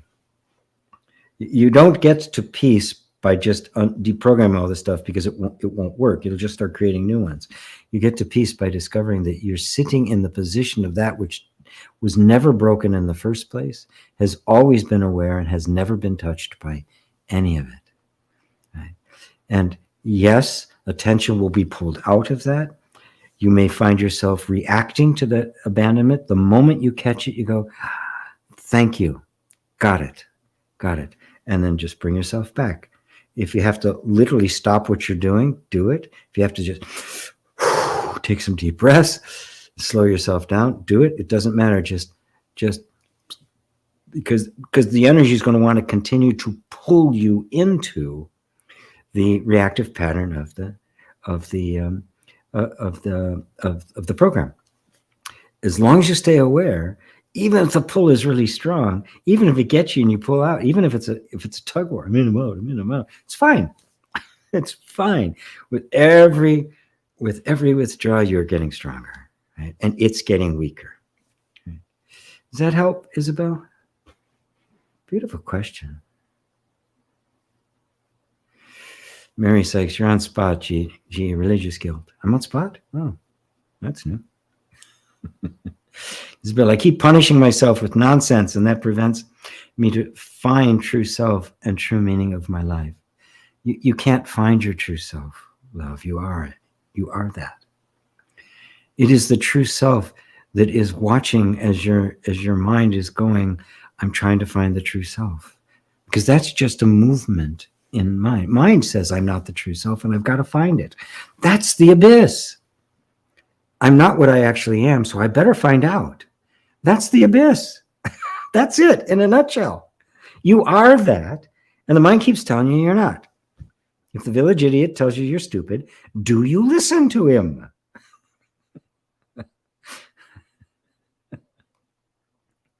Lovely, lovely, lovely. See, good. See, you caught it. We caught it together. We looked together and we caught it. Look, what's preventing you from finding the true self? Nothing. It's the true self that's hearing my words right now. But the mind keeps telling you, oh, it's something else. It's you. It's the one hearing me right now is the self. That's the Godhood. That is Buddha nature. That is Christ consciousness. That is the great I am. It's you hearing me. Talk about the best place to hide. If I'm a God and I want to hide, where do I hide? Because I'm God. I know everywhere, right? Well, right here. I trick myself into thinking I'm somewhere else and I play hide and seek with myself. You are that, Isabel. Lovely. Oh, everybody hear that. That fundamental idea is the foundation of all of the things that I teach. The yoga of belonging, inner reconciliation, all of it is that, right? Attempting to show you that you are not that at all. You already are the self. And the mind has you looking everywhere but where you are. You are that. That which is hearing, feeling, looking. That is the self. AKA you. Jens, I give you some guilt, yeah, and punishment. If you don't solve my life issues now, beware. Beware. Great scary dude. Thank you, Jens. That's good. You know, that's an awful lot of humor for a Schopenhauerian. I don't know. I'm beginning to doubt what you had to say about that. Hello from Scotland. Somebody on Facebook. The presence, the heart will do the work for you. I love that. That's why I love singing from my heart. Do. Yes. Sing. Just don't become a singer. Let the singing happen. Don't form an identity around it. Just sing. I notice when I notice when stop striving so hard to achieve freedom, I feel myself drop down into my ordinary self.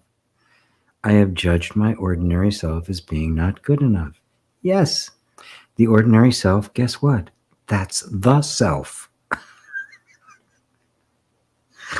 It's like a cosmic joke. I mean, it's a perfect game of hide and go seek.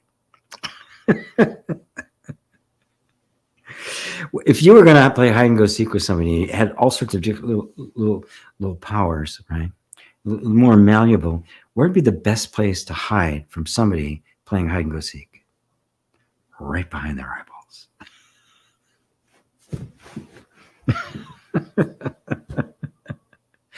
Yeah, and you notice that the self wasn't enough. Of course, that's part of your upbringing, right? No, you're not good. Sinful self, right? Ordinary self, sinful self, right? Got to be something else. You can't be what you. I mean, it really is the condemnation of God herself. You stop searching for freedom, you find, oh, I am free. I am what I've been seeking the whole time. Oh, good Lord. Joke's on me. My bad. Hello, Jennifer. Hello, Merc. Greetings from the dark night in Sweden. It's so weird in these moments when you realize experientially that it's all me. I'm all alone, but there's no loneliness at all. The mind can't make sense of it, does not compute. Yeah. Yes, I'm everything and I'm no one is scary to the mind. Right? It's like, wait a minute, it's just all me? Well, then I'd be alone, I'd be bored.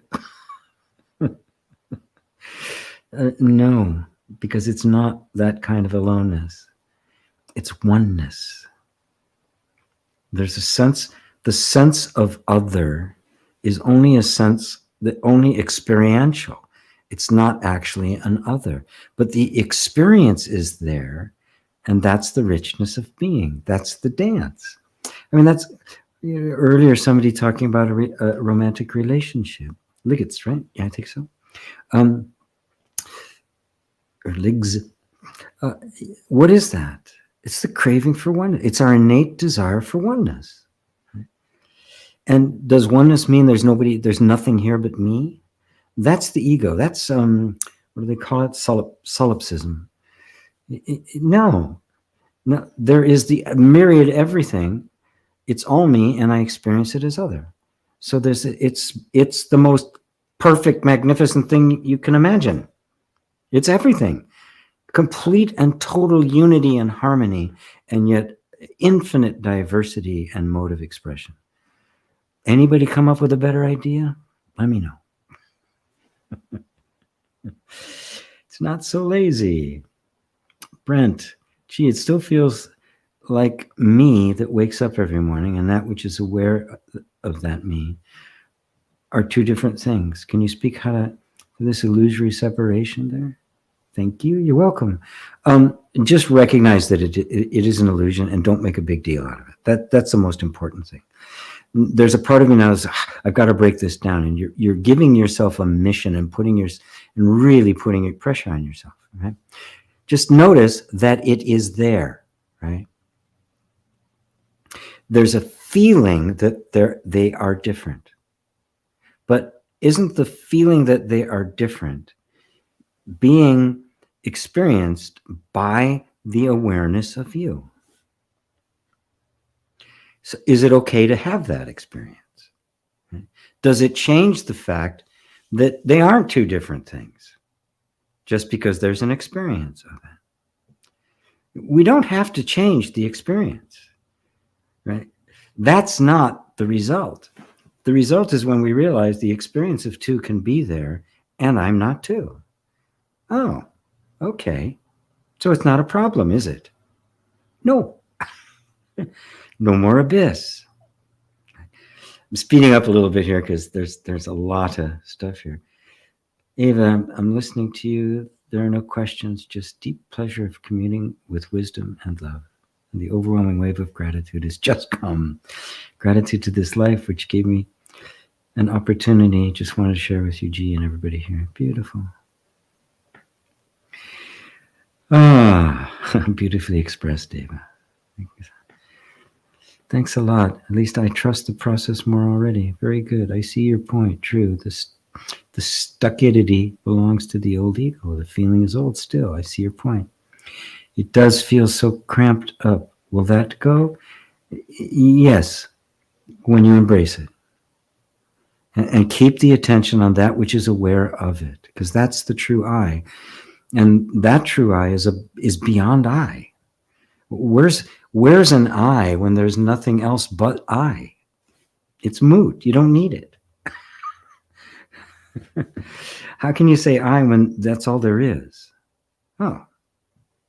And then go deep into the intuitive sense of being, which is the I prior to I. And then the absolute is prior to that, which nobody can even talk about. But thank you, Jens. No champagne yet. Nope. Oh my goodness, that was quite a while ago. I'm really behind here. Sure did. Okay, Danke, great stuff. Danke dir. Rosario, thank you, Stephanie, for your question. He's had the same experience. Yeah, Stephanie, you've helped many people today. Jennifer wanted to share my newest conversation with Mouse at work. It was eating some decorative hay. It ran around the display. I talked to it, and then it came out and sat calmly. I shared love with this little being. Oh, wow. Yes. Yes. Mouse. How would you feel? What would you do if you walk somewhere and somebody went, oh, look, yeah. I mean, you'd run. What? Because they're adorable. Get your meaning, GP. But you're not obsolete to me. I will be. I wish death was easy, an easy pill to swallow for all who grieve someone's death with everything else being equal. Yes.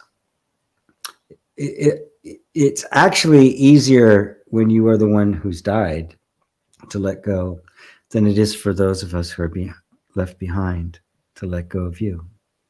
It actually is.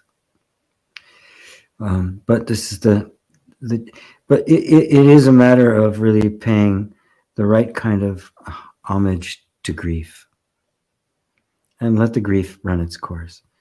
And the more somebody meant to you, the deeper that grief is going to be. It simply means that there was true deep love. You know, the whole, we think of all relationships as, you know, the end being the fulfillment of it, right? Oh, I wanted this great love, and then I got the great love. But that's not the end. It is full circle. I had the great love. I wanted it. It was fulfilled. It matured. It grew, and then it died. And then another. This is Shiva's wheel. You can't avoid it. And if you think you can, it's, you know, that's kind of that metaphysical manifestation nonsense that it's always going to be rosy. It's not. Everything has a life cycle. And when this happens, the proper expression of the depth of the love is grief. And so you grieve. That's the honoring. Damn it, mine sucks.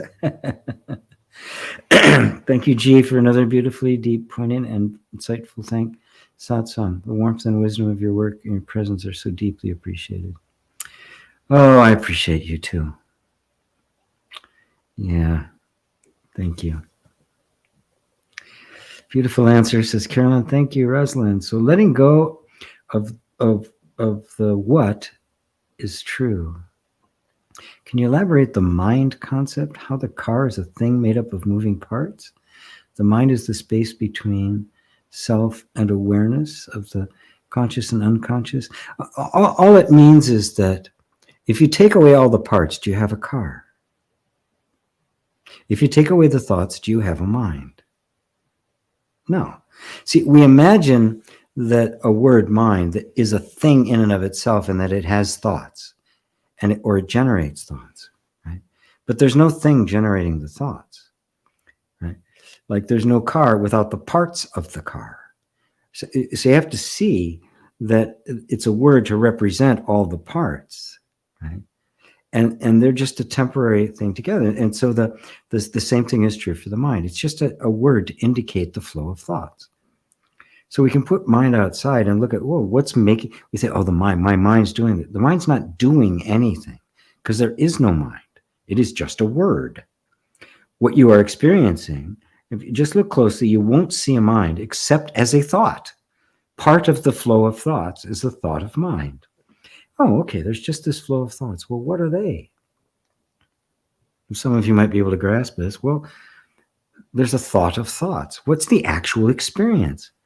Wow, there's images and sounds and things. All of these I genericize into thought.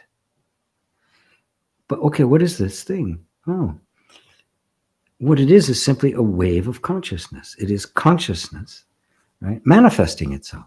That's what we call thought, is consciousness in its dynamic aspect. It is simply ripples of or vibrations, waves in the infinite ocean of consciousness. And you're the consciousness. And yeah, there are different kinds of forms and stuff like that, but the whole universe is that. Thought is just one particular wavelength in the infinite wavelengths of being, all of which this is made out of consciousness. So you see, as you go further up into the realm of the abstract, we talk about the car. Our experience of the car is not the word car. It's right, maybe a cool car, maybe not. Maybe it's just transportation, right? Maybe it's, maybe it's really, but that's the experience of it. And that entire experience in all its richness and nuance is summed up in one word.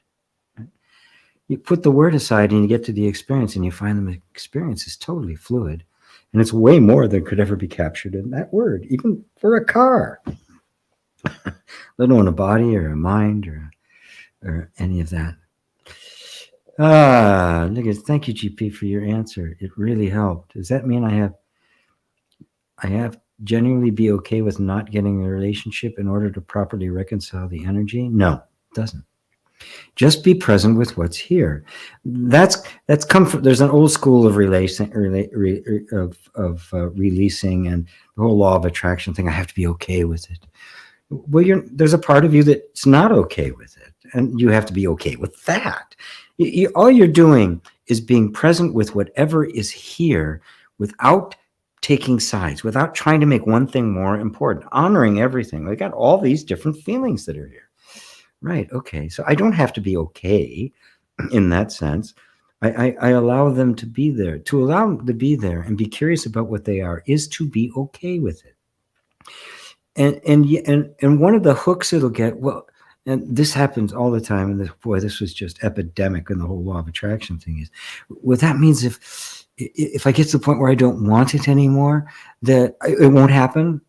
Can you see the double bind you put yourself in? It's a Chinese finger puzzle. You can't get out of it, right? No, it means to be present with the fact that you desire it. That's it. And you don't have to not be okay with the desire of it. And the thought will come, what happens if you don't get it? Well, you go, well, that could happen. And okay, right? And there'll be nothing I can do about it. And the desire will still be there because I didn't create this desire. And if you're present with that, you realize that, oh, there's a big fear that I won't get my needs met. If you really look at it closely, you deepen more in it. There's more there than just the relationship. There's a fear of lack. There's a fear of not being enough. There's a fear of not having my needs met. There's a fear I'll be alone and abandoned and die. All of that is there. And if you be willing to be with it long enough, all of that stuff will come to the surface. And you'll know a greater freedom than just merely having that desire fulfilled will give you. A way greater freedom. And then eventually, when it serves their higher freedom, the relationship will happen, because it will no longer be feeding or a filling of the lack. It will be a fulfilling of your wholeness. It'll come from you. It won't be coming to you. It won't be something you had to get. It will be something you give. Completely different. On the surface, it'll look like, oh, she got a boyfriend or whatever. But that's not what the substance of it will be. Take that to heart, dear. Great satsang. Love you, GV. Love you too, Mary. Beautiful explanation. Thanks so much for sharing your wisdom and knowledge. It certainly helps. Very good. Awesome. Awesome. Hello, Kate. Let the singing happen. Thank you, GV. You're welcome. Lisa, I still find it a bit strange when I'm with a person in non-dual perspective was telling me that there is no one and so on. I mean, I've seen it though, although there's a feeling of a doer, but where's the point of staying in this non-dual in relationship to others? That's a great question, and that's why you'll never hear me say that. Because that's the idea that there's no one. That is the mind that has appropriated non-dual language, but is still very dualistic. There's no one here. Well, then who are we talking about? Who am I talking to? Who are you? It's so easy to poke a hole in that. There's nobody here. Okay. Well, then you're not here. Well, have a nice day. Oh, you're into non-duality? Well, that makes two of us. I mean, it's like, it's as if they try to think duality doesn't exist. Remember, there could only be non-duality, if there was duality. They too are within this realm. Pure non-duality is beyond all of it. And it's not that it's beyond existence and non-existence. It's beyond one and beyond many. You can't say there's nobody here, and you can't say there's everybody here. It is the one that is many. And so you embrace everything which is diverse and dual as the one. And so now you have it's the best of both worlds. Right? There is no experience without duality. Without the play of opposites, there is no experience. Without that, the infinite one would have no knowledge of themselves. There'd be no self-expression whatsoever, which would mean there was no self. It would be an infinite hell. But the truth is, it expresses itself. How does it express itself? It creates duality, which isn't dualistic because you don't actually have two things that exist. You have two aspects of one thing. It's like pure white light you can't see, right? Between you and the computer right now is pure white light. If there wasn't, you couldn't see the computer, right? If you could see that pure light. But what's happening is through that, because there's light all around this room, right? Through that, certain wavelengths of the light are withdrawn, are held back, and some go forward. And so an object appears in the light. And what are you seeing? You're seeing different modulations of the same light. So it is one and many at the same time. It's dual and non-dual. Right? This is the real nature of not two. That's why Advaita means not two. Because you can't say it's one, you can't say it's two. You just say, well, it's not two. It's not many. Is it one? Well, it's not many. Because you're trying to get out of the numeric thing, right? You know, somebody says there's no one here and there's nothing to do. It's all an illusion. There's truth in it, of course, right? And as a pointer to get to truly grasp the non-dual side, if you do that without rejecting the dual side, you see that they are two sides of the same transcendent, incomparable, inscrutable whole. Does that help? Does that help, Lisa? Thank you for bringing that question. It's such an important one. Oh, there's the dating site again. Boy, the bots are busy today. I gotta write down that link. Aren't we here to express our individual being? Yes. Yeah, I think I answered it from before. So feeling like nothing all the time? No, don't feel like nothing. Of course not. What does nothing feel like? That's nonsense. It is emptiness that is feeling everything. Notice that all the feelings are coming and going.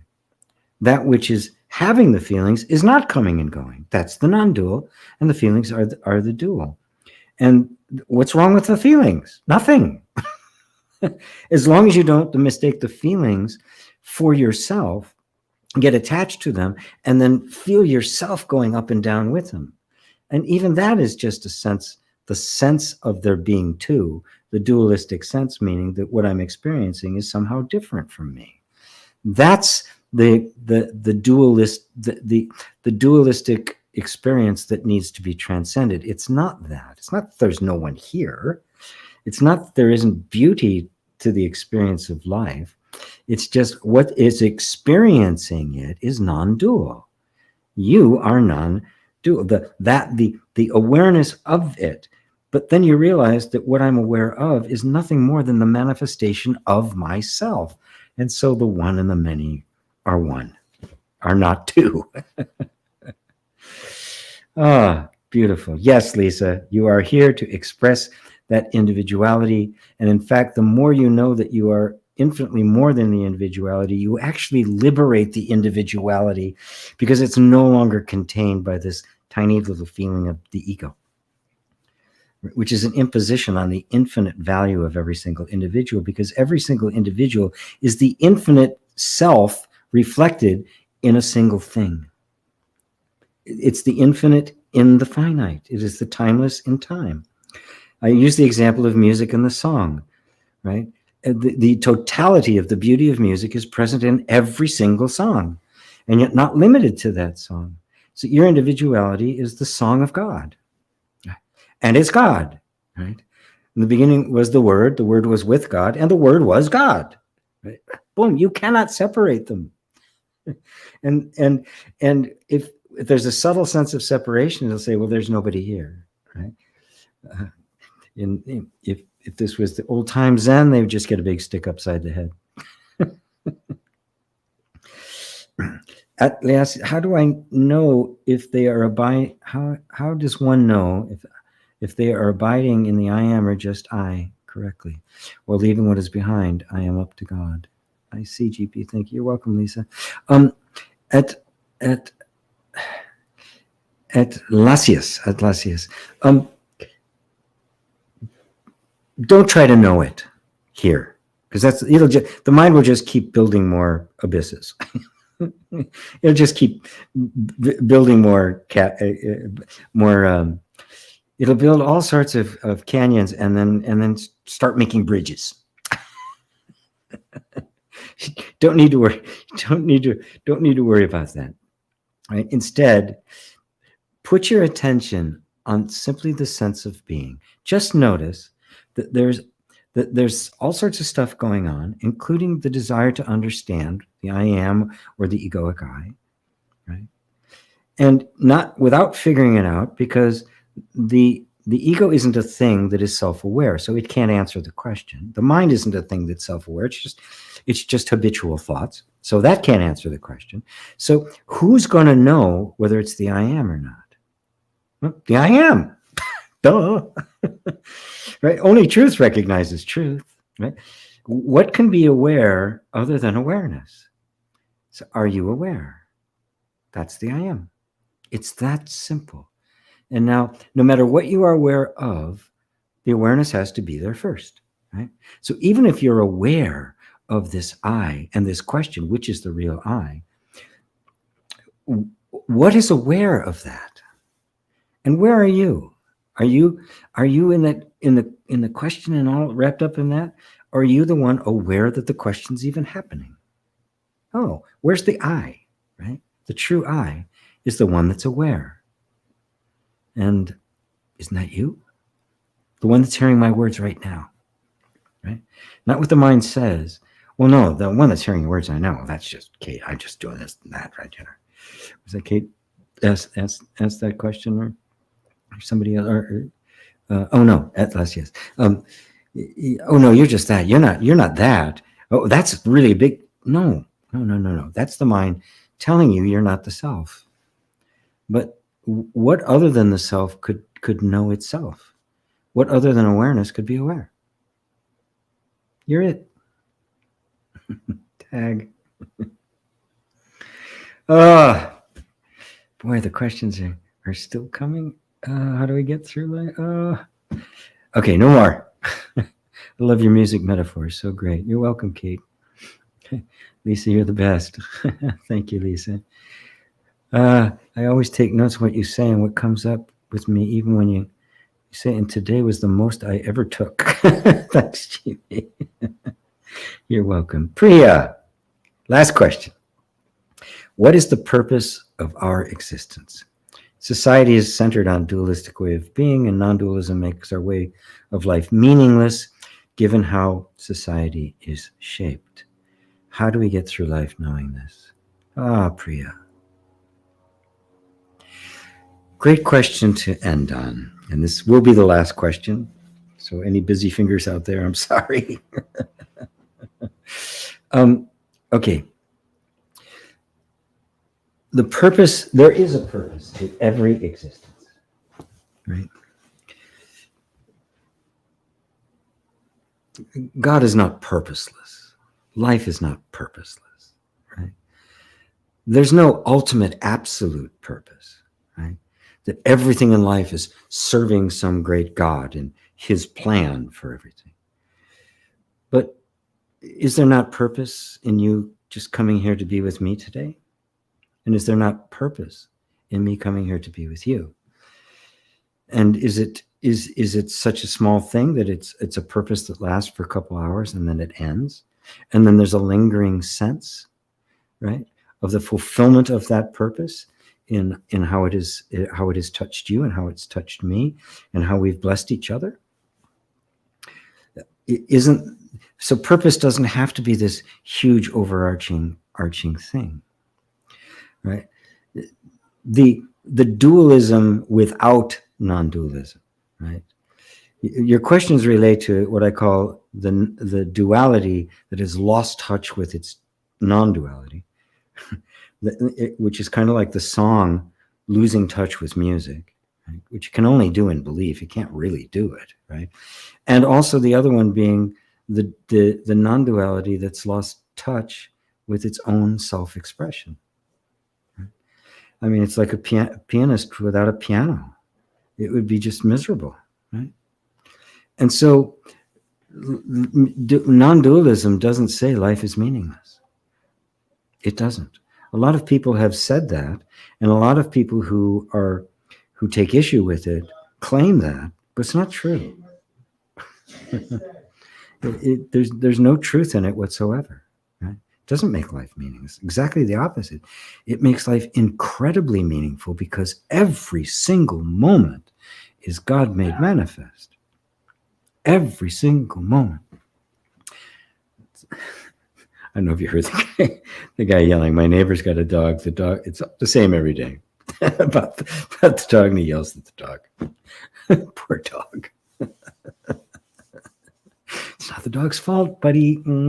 Take a look in the mirror. Anyway, so you don't have to get through life knowing this. You have to see that it's not true. Is your life meaningless? I mean, really. I mean, our minds want to go to this ultimate, the great purpose in the sky, but the purpose isn't out there in the sky. It's not something you serve. Your purpose is you, what you're doing right now, to live, to be, to love, to enjoy, to celebrate, to know happiness, to know grief, to know love, to hold, to give, to lose, to win. That's purpose. That's the full expression of everything. And non-dualism is simply the recognition that there's an essence to that that's unmoving. But that unmoving essence is not static. It's dynamic. And when it's in its dynamic aspect, it is everything and everyone. Knowing that means that when I'm looking at something, the false duality is I think I'm looking at something else and it's got its own nature and it's like this isolated little thing. And then we feel like I'm an isolated little thing. That's the false sense of duality. When the true sense of duality dawns, it means that I'm not an isolated thing. I'm not an isolated thing in a world of isolating things. I'm one aspect. I'm one frequency range of that infinite light. The infinite light itself is the singularity, the oneness, that which is invisible, right? That which nobody can see, touch, or imagine, right? Nobody can conceive of pure white light. Right? I am that light, but this body mind, this particular individual manifestation is one beautiful, perfect, original, one-of-a-kind vibration or frequency of that light. So your nature is light. The character that is expressed is an aspect of that light. And so the two are one. But there are two, and there is one. And you can't separate them. They're not two. Society has simply become completely immersed in the false sense of duality, the duality it's like they took the water, took away the fountain and wondering why the water isn't working. you can't take away something from its source and have it even exist, which means that it's been removed from the source only in belief. And so the mind creates an abyss. It creates a world that doesn't really exist. A bunch of people, and we have conflicts, and I've got to get them before they get me. Completely not ignorant of the fact that we are one and the same being. Right? We are different aspects of the same being. We are two faces on the same soul. You and I are one. Period.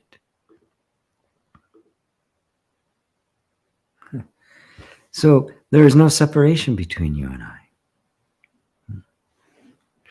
There's no teacher and student, guru and disciple. There's none of that.